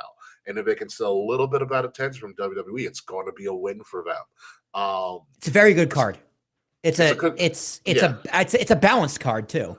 Yeah. MJF Kenny Omega should be a great story. Jon Moxley and Will Ospreay is that's going to grab the hearts of everybody in there, because you're going to see if Will Ospreay can really be that good coming back from neck fusion surgery in less than 6 months. Cajun Cope is for the fans. FTR and Cajun Cope, it's for that crowd. Yeah, they're placating a little bit to the I almost call them the Cajuns, the Canadians, Cajun, to the Canadians. But yeah, the, I'm gonna give it the 8. Cajun Copes. 8 crowds. Yeah, I think it's 8 peppers. Yeah, 8 Cajuns. 8 Cajuns in Vancouver. Yeah, I think I'm gonna go with a solid 8 here. I have really high hopes about this, and if done well, this could be like what NXT Takeover was to WrestleMania. Because remember, Takeover would come and Triple H would be like, "God, I told you guys to do a good job, not steal the fucking weekend." Yeah, you guys did too good. Yeah, and it will put them to shame. Guys, you're embarrassing me in front of my father-in-law. Vince is mad at me. Doing too good of a job. So yeah, this has an interesting feel to it. I do like the graphics for this version of Dynasty. Like, it seems like very regal and very royal, and they're doing so with it. And it also is cleverly placed on the west coast of Canada, because Vancouver is on the west coast, and a lot of their stars are going to make a really quick trip to Vegas. Down to Vegas. Yep. To do independent shows or whatever, Bloodsport, whatever. What's that? WrestleCon? WrestleCon as well, yes. Which I haven't even looked into WrestleCon yet this year, but I'll go through it for next week. So yeah, no, it's very strategic. It's a very smart placement in booking for an event like this, especially to accommodate their wrestlers who are going to go to Vegas. It makes their trip a lot easier to do. So it's going to be interesting to see how this pans out and how this affects the big week next week with WrestleMania as a whole. And with that being said, I think that's pretty much all we've got to talk about this week. Is there anything that we've missed that we really want to talk about this week in wrestling? We talked about Liv's knot. Yeah, I don't think so. Mm-hmm. There's one thing I did see on social media. Charlotte did turn 40. Charlotte had a birthday party at a club or whatever. And do you know who was invited to the birthday party? Because there were photos out there. Alberto Del Rio. No, he's in trouble he's in trouble in Mexico again. Tell me where you've heard that before. He can't stay out of trouble. Yeah. No. Kiana James was at the party. Okay. As well as Jade Cargill. Very interesting. Yeah. Someone wants to work with someone. And there's video out there of Ric Flair, who was there because, there's not a party without Ric Flair, who gave a speech, I guess, at Sean's birthday, and he really praised Jade Cargill. So it looks like Charlotte and Jade are pretty close. Yeah, I think Jade beats Rhea. I think so too. Currently, right now, I think so too. It is something to think about too, because I was watching some talking points from our good friend Issa, the Demon Diva, and she brought up a great point about Rhea and Jade and the whole thing. There's something to be said about this point that Issa said. Rhea has done everything except one. She couldn't beat Io. And when she couldn't beat Io, what did she do? She lost her shit. Or she tagged with her. She tagged with her. And she joined forces. Now, on the flip side, which is the thing that Issa brought up, is that Michin and BFAB couldn't beat Jade. Yeah. And now they've joined Jade when everybody's poo-pooing it, but they're like, your bestie Rhea did the same thing with Io. They're literally mirroring each other. It's an interesting thing to think about when it's like you forget that Io and Rhea were adversaries. Yeah. For a very, very long time. I don't know if you saw, and we did go back and forth on the Discord for a little bit with the because people were like, oh, Jade's a bad champion, her matches haven't been great. And I was like, who does she have to work with? Yeah, she has no one to work with. I mean, but she is also a bad champion. Well, it's also like I put up the theory that heels don't defend, because they're like, oh, she doesn't defend every month. Heels don't defend every month. Heels don't defend every month. I think it did hurt her a little bit that she wasn't on TV often, but then again, we had champions before that weren't on TV often. Roman being one, Brock being another one, as well. I also brought up a point where there were just I think it was Nate. Nate was just like, and this is no shade to Nate at all. Nate was like, well, her matches aren't good, and Jade actually did bring this up because she was on the Joe Budden podcast, which I was like, that's weird, but She was like, Jay was like, listen, I don't have the experience like some of these other people have. She's like, I didn't have a developmental. AEW was my developmental. Yeah, but no one complained about her matches in AEW though. I don't remember a lot of her matches in AEW.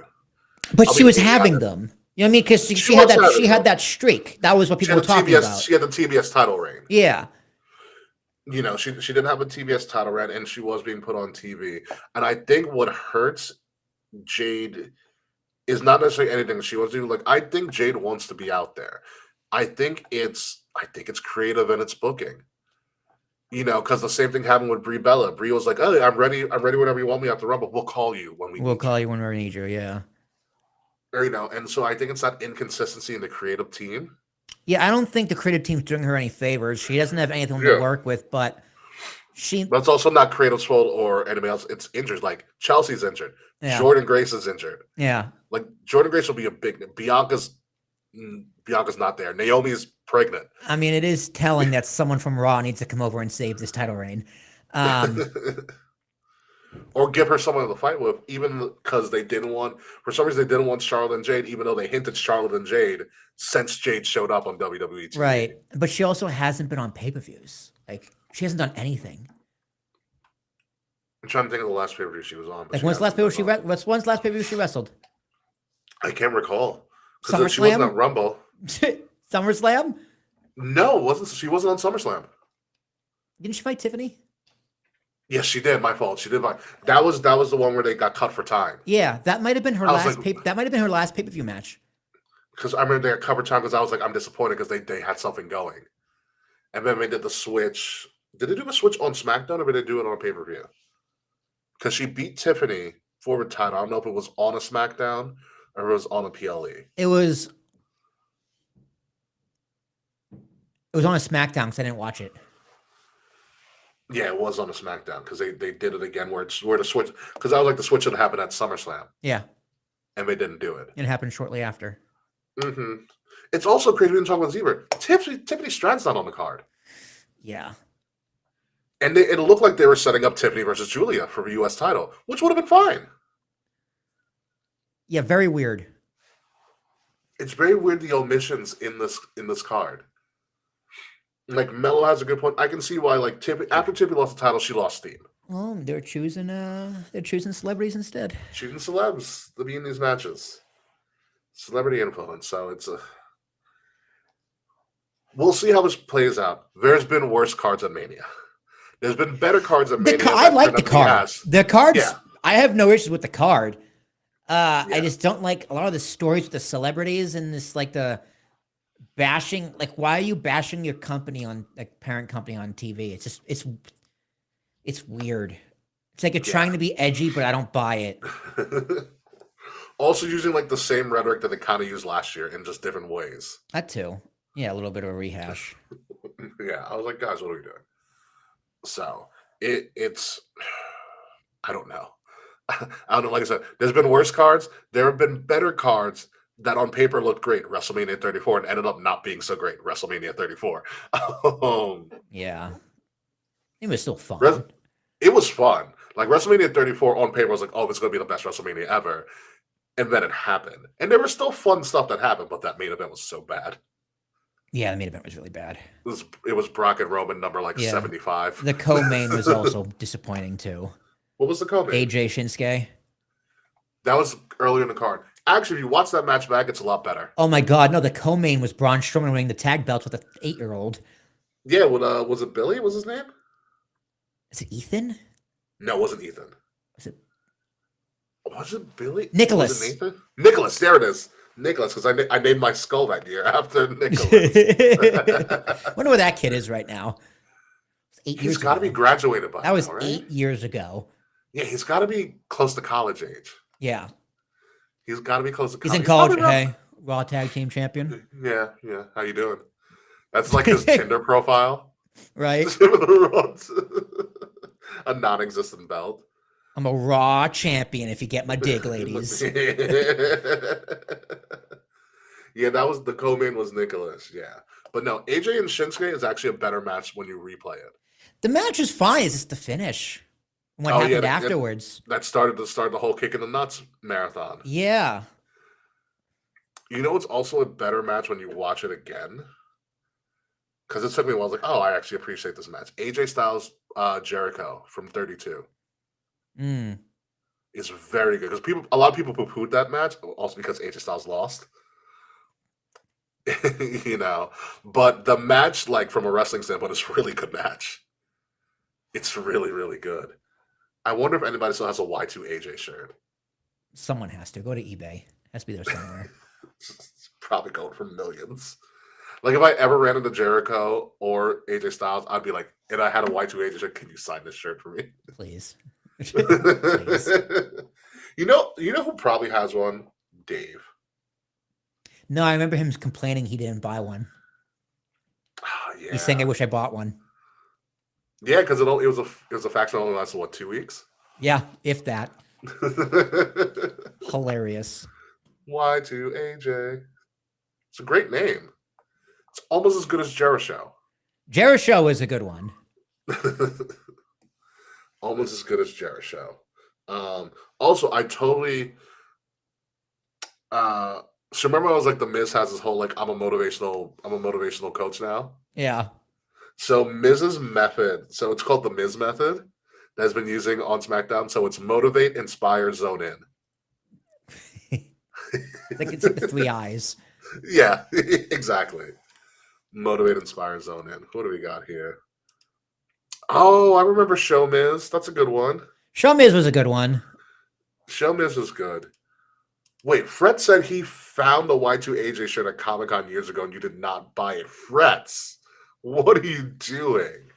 You fucked up. You fucked up. You fucked up.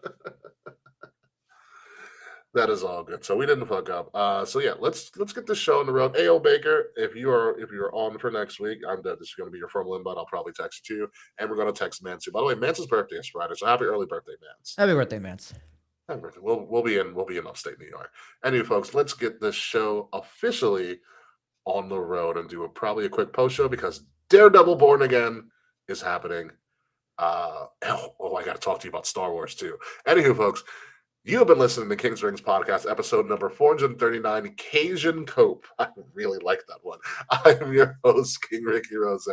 You can find me at Ambassador Biggs across all social media outlets, BIGZ, Ambassador Biggs. Find Kings of the Rings Podcast at KOTR_podcast across all social media outlets. Like, share, subscribe, leave us 5-star reviews. The links to all of that are in the description below, or if you're watching us, it is that QR code right above me in my at my top. Yeah, good job. Good point. I did it. Good job. You did it. You're doing well. You're learning. You're learning. If you like what you're listening to, if you are listening to us, make sure you're listening to us on Wrestle Addict Radio, the cure for the common wrestling podcast, and follow Wrestle Addict Radio socials at addict_wrestle on Twitter and at Wrestle Addict Radio, all one word.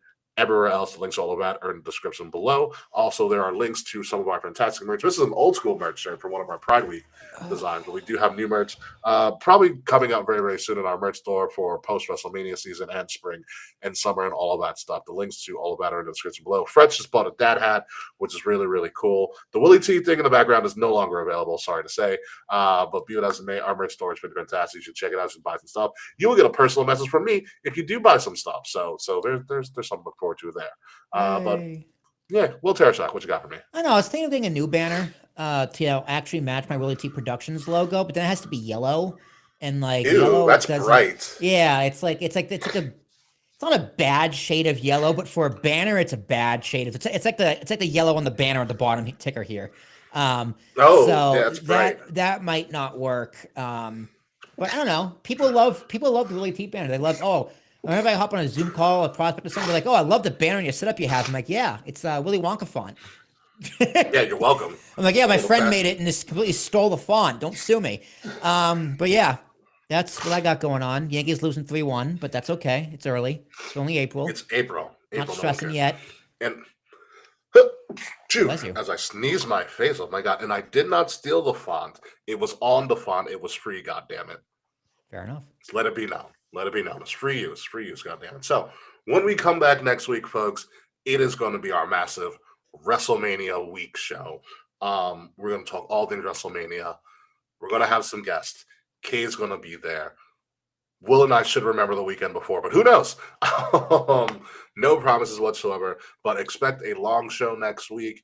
Expect a fun show. Expect a lot of predictions, just a lot of chatter around the biggest week of the year for all of professional wrestling. It is WrestleMania week. We are at the eve of one of the biggest shows of all time, and much too little fanfare because there's too many celebrities involved in the storylines this year. But the show must go on for our 440th episode, our WrestleMania Vegas prediction show. So until next week, folks, goodbye, good night.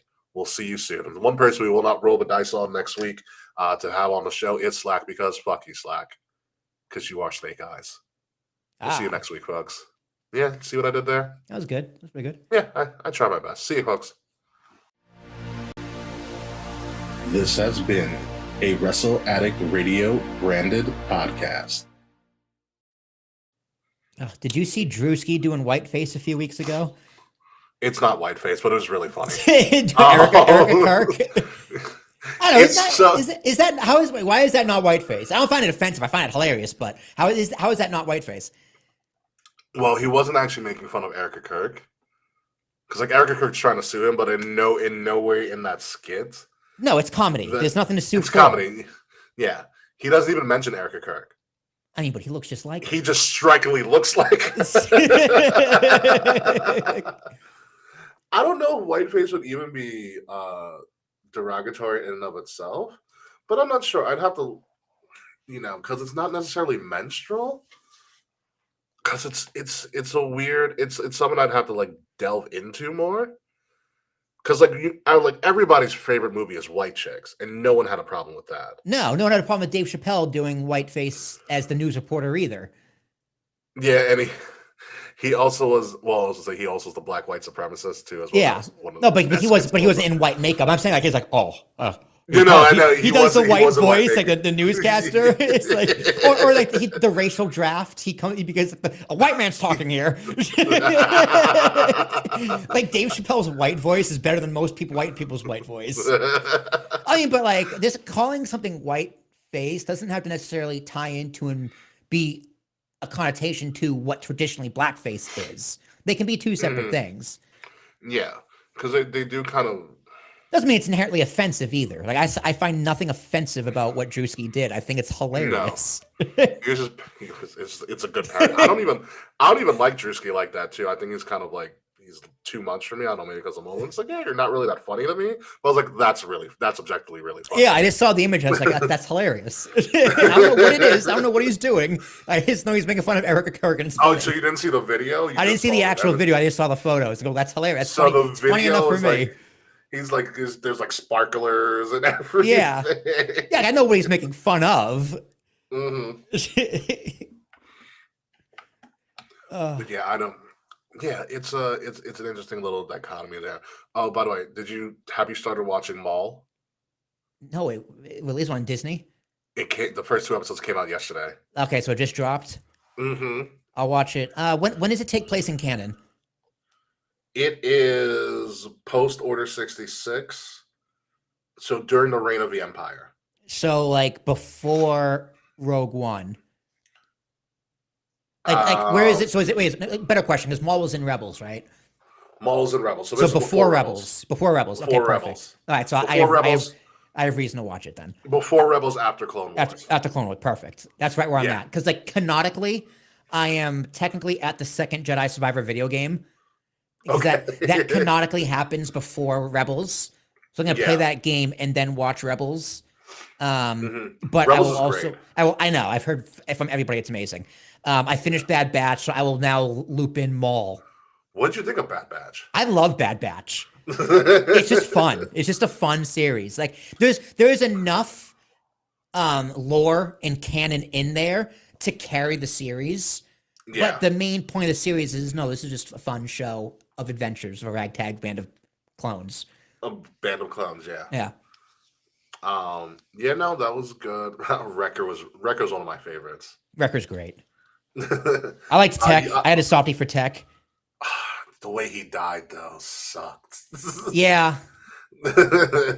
Tech, I was like, damn, Tech. It was a good way to go out though.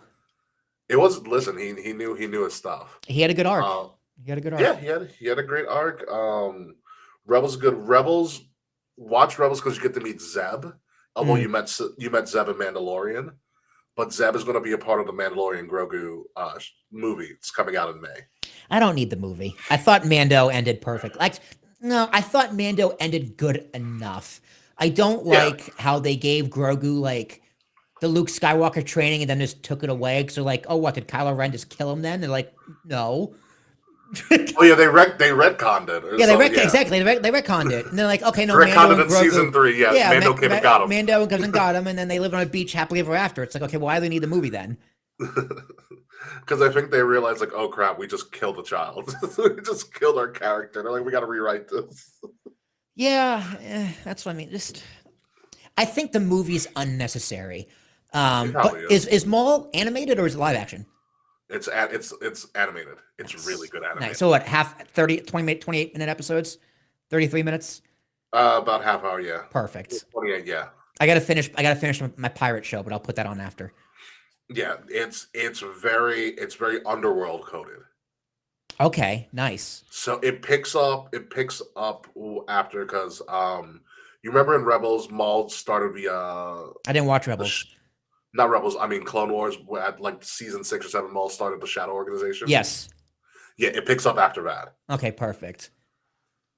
You know, where he's, even though the Shadow Organization is still kind of dismantled, but Maul's still around kind of. Yeah, Palpatine fucked that shit up real quick.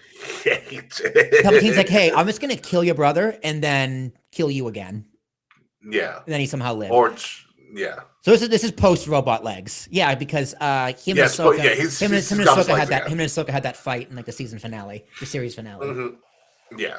No, this is post Robot Legs. This is before Rebels. Yeah, Maul's a great character. Rebels is great because Freddie Prinze Jr. is one of the protagonists. Amazing. Did you watch Ahsoka? No. Okay. So watch Rebels before you watch Ahsoka. Yeah, because Ahsoka is technically Ahsoka ties into Rebels. Oh, it does. So is Ahsoka it's after also Rebels? Ahsoka's after Rebels. Oh, after Rebels, but before Episode 4? No, it's after 6. Yeah, Ahsoka's way in the future. Okay, that's what I thought. Yeah, it's an interesting thing, but it's so you've seen Clone Wars, which Clone Wars is such a really good freaking movie, freaking show. Yep. Rebels is a different kind of interesting. But Freddie Prinze plays a great job as his protagonist. He's the main guy? He's not the main. Ezra is the main Ezra's guy. the main guy. You meet Ezra, but Freddie Prinze Jr. is there as well. So it all kind of ties in.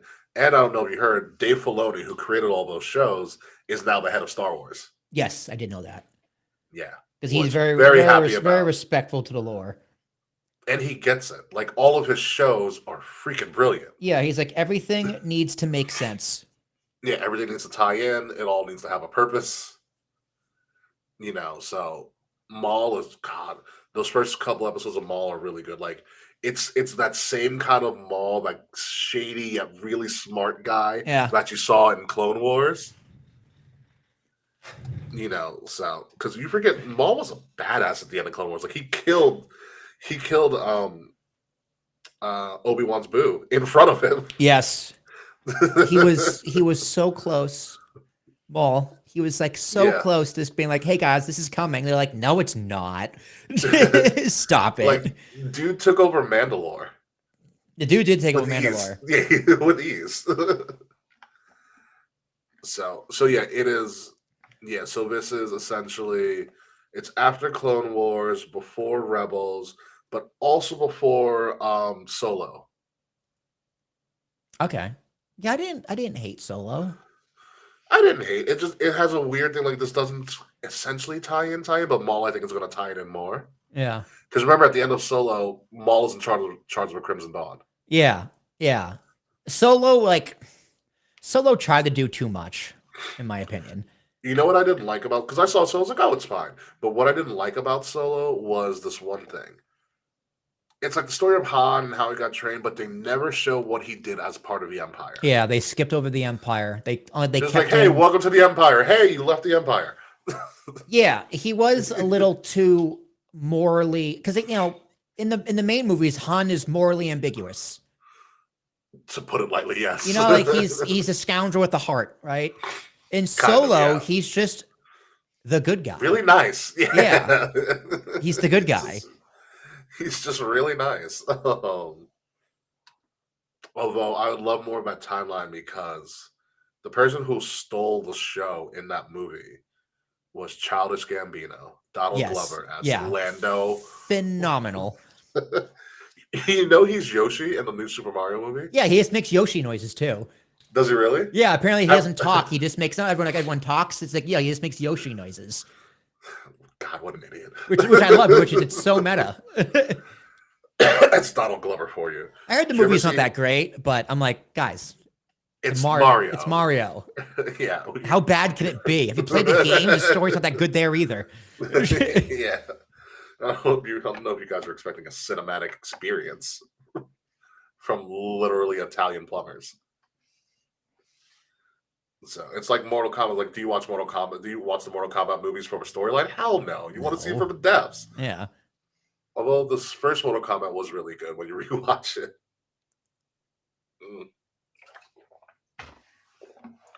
Was really good, but yeah, no. Maul's good. Freaking The Boys comes out, Invincible comes out, all like right now. Yeah. It's a good time to be a TV fan. I just started watching Ted 2. I mean, not the second season of Ted. Second season of Ted, yeah. Ted 2 was funny. The movie was funny. Yeah. Tom Brady. I still like Ted 1. The first Ted was really the first Ted's the best. No, but the season 2 of a Ted TV series. You know what it is? It's just Family Guy with a teddy bear. It's exactly what it is. Other That's than all like Seth American Dad, it's all Seth MacFarlane does is Family Guy, but this. It's like James Gunn. How it's like James Gunn will find every way to do Guardians of the Galaxy again in just different ways. Like his Suicide Squad is his Guardians of the Galaxy Pretty much. for DC. Yeah, pretty much. And then a cartoon with Creature Command is like, oh, this is Guardians of the Galaxy again. If it works, it works, right? Yeah. You start pulling the wool over people's heads. But yeah. That's pretty much it. All right. I'm going to get out of here so I can prepare to watch Daredevil. Bye, everybody. And wind up. Oh, by the way, I'll show you over the weekend too. I just downloaded a new game for my handheld because it became available on Xbox Game Pass. Oh, hell yeah. What is it? NBA 2K26. Oh, fuck yeah, dude. Hell yeah. I haven't played 2K in a while. But yeah, just text me when you're in the area on Friday. I'll probably be driving, but we'll figure all this meet up when we all get there. Yeah, I'm gonna. I gotta talk to my brother and see where we're gonna meet. It's a pretty straight shot for me, ironically. I don't even have to go into I-87 and take the Bronx River Parkway all the way up. Yep. But it's check-in's not until 4, but I think it's like we'll find a bar beforehand.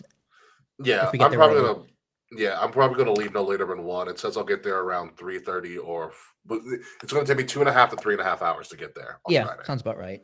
depending on traffic. So I'll probably eat something on the way up. I'll probably go to my deli and just get a big ass sandwich so I can just eat on the road. Yep, we're gonna get Wawa on the way and then just go. Just go, pretty much. All right, dude.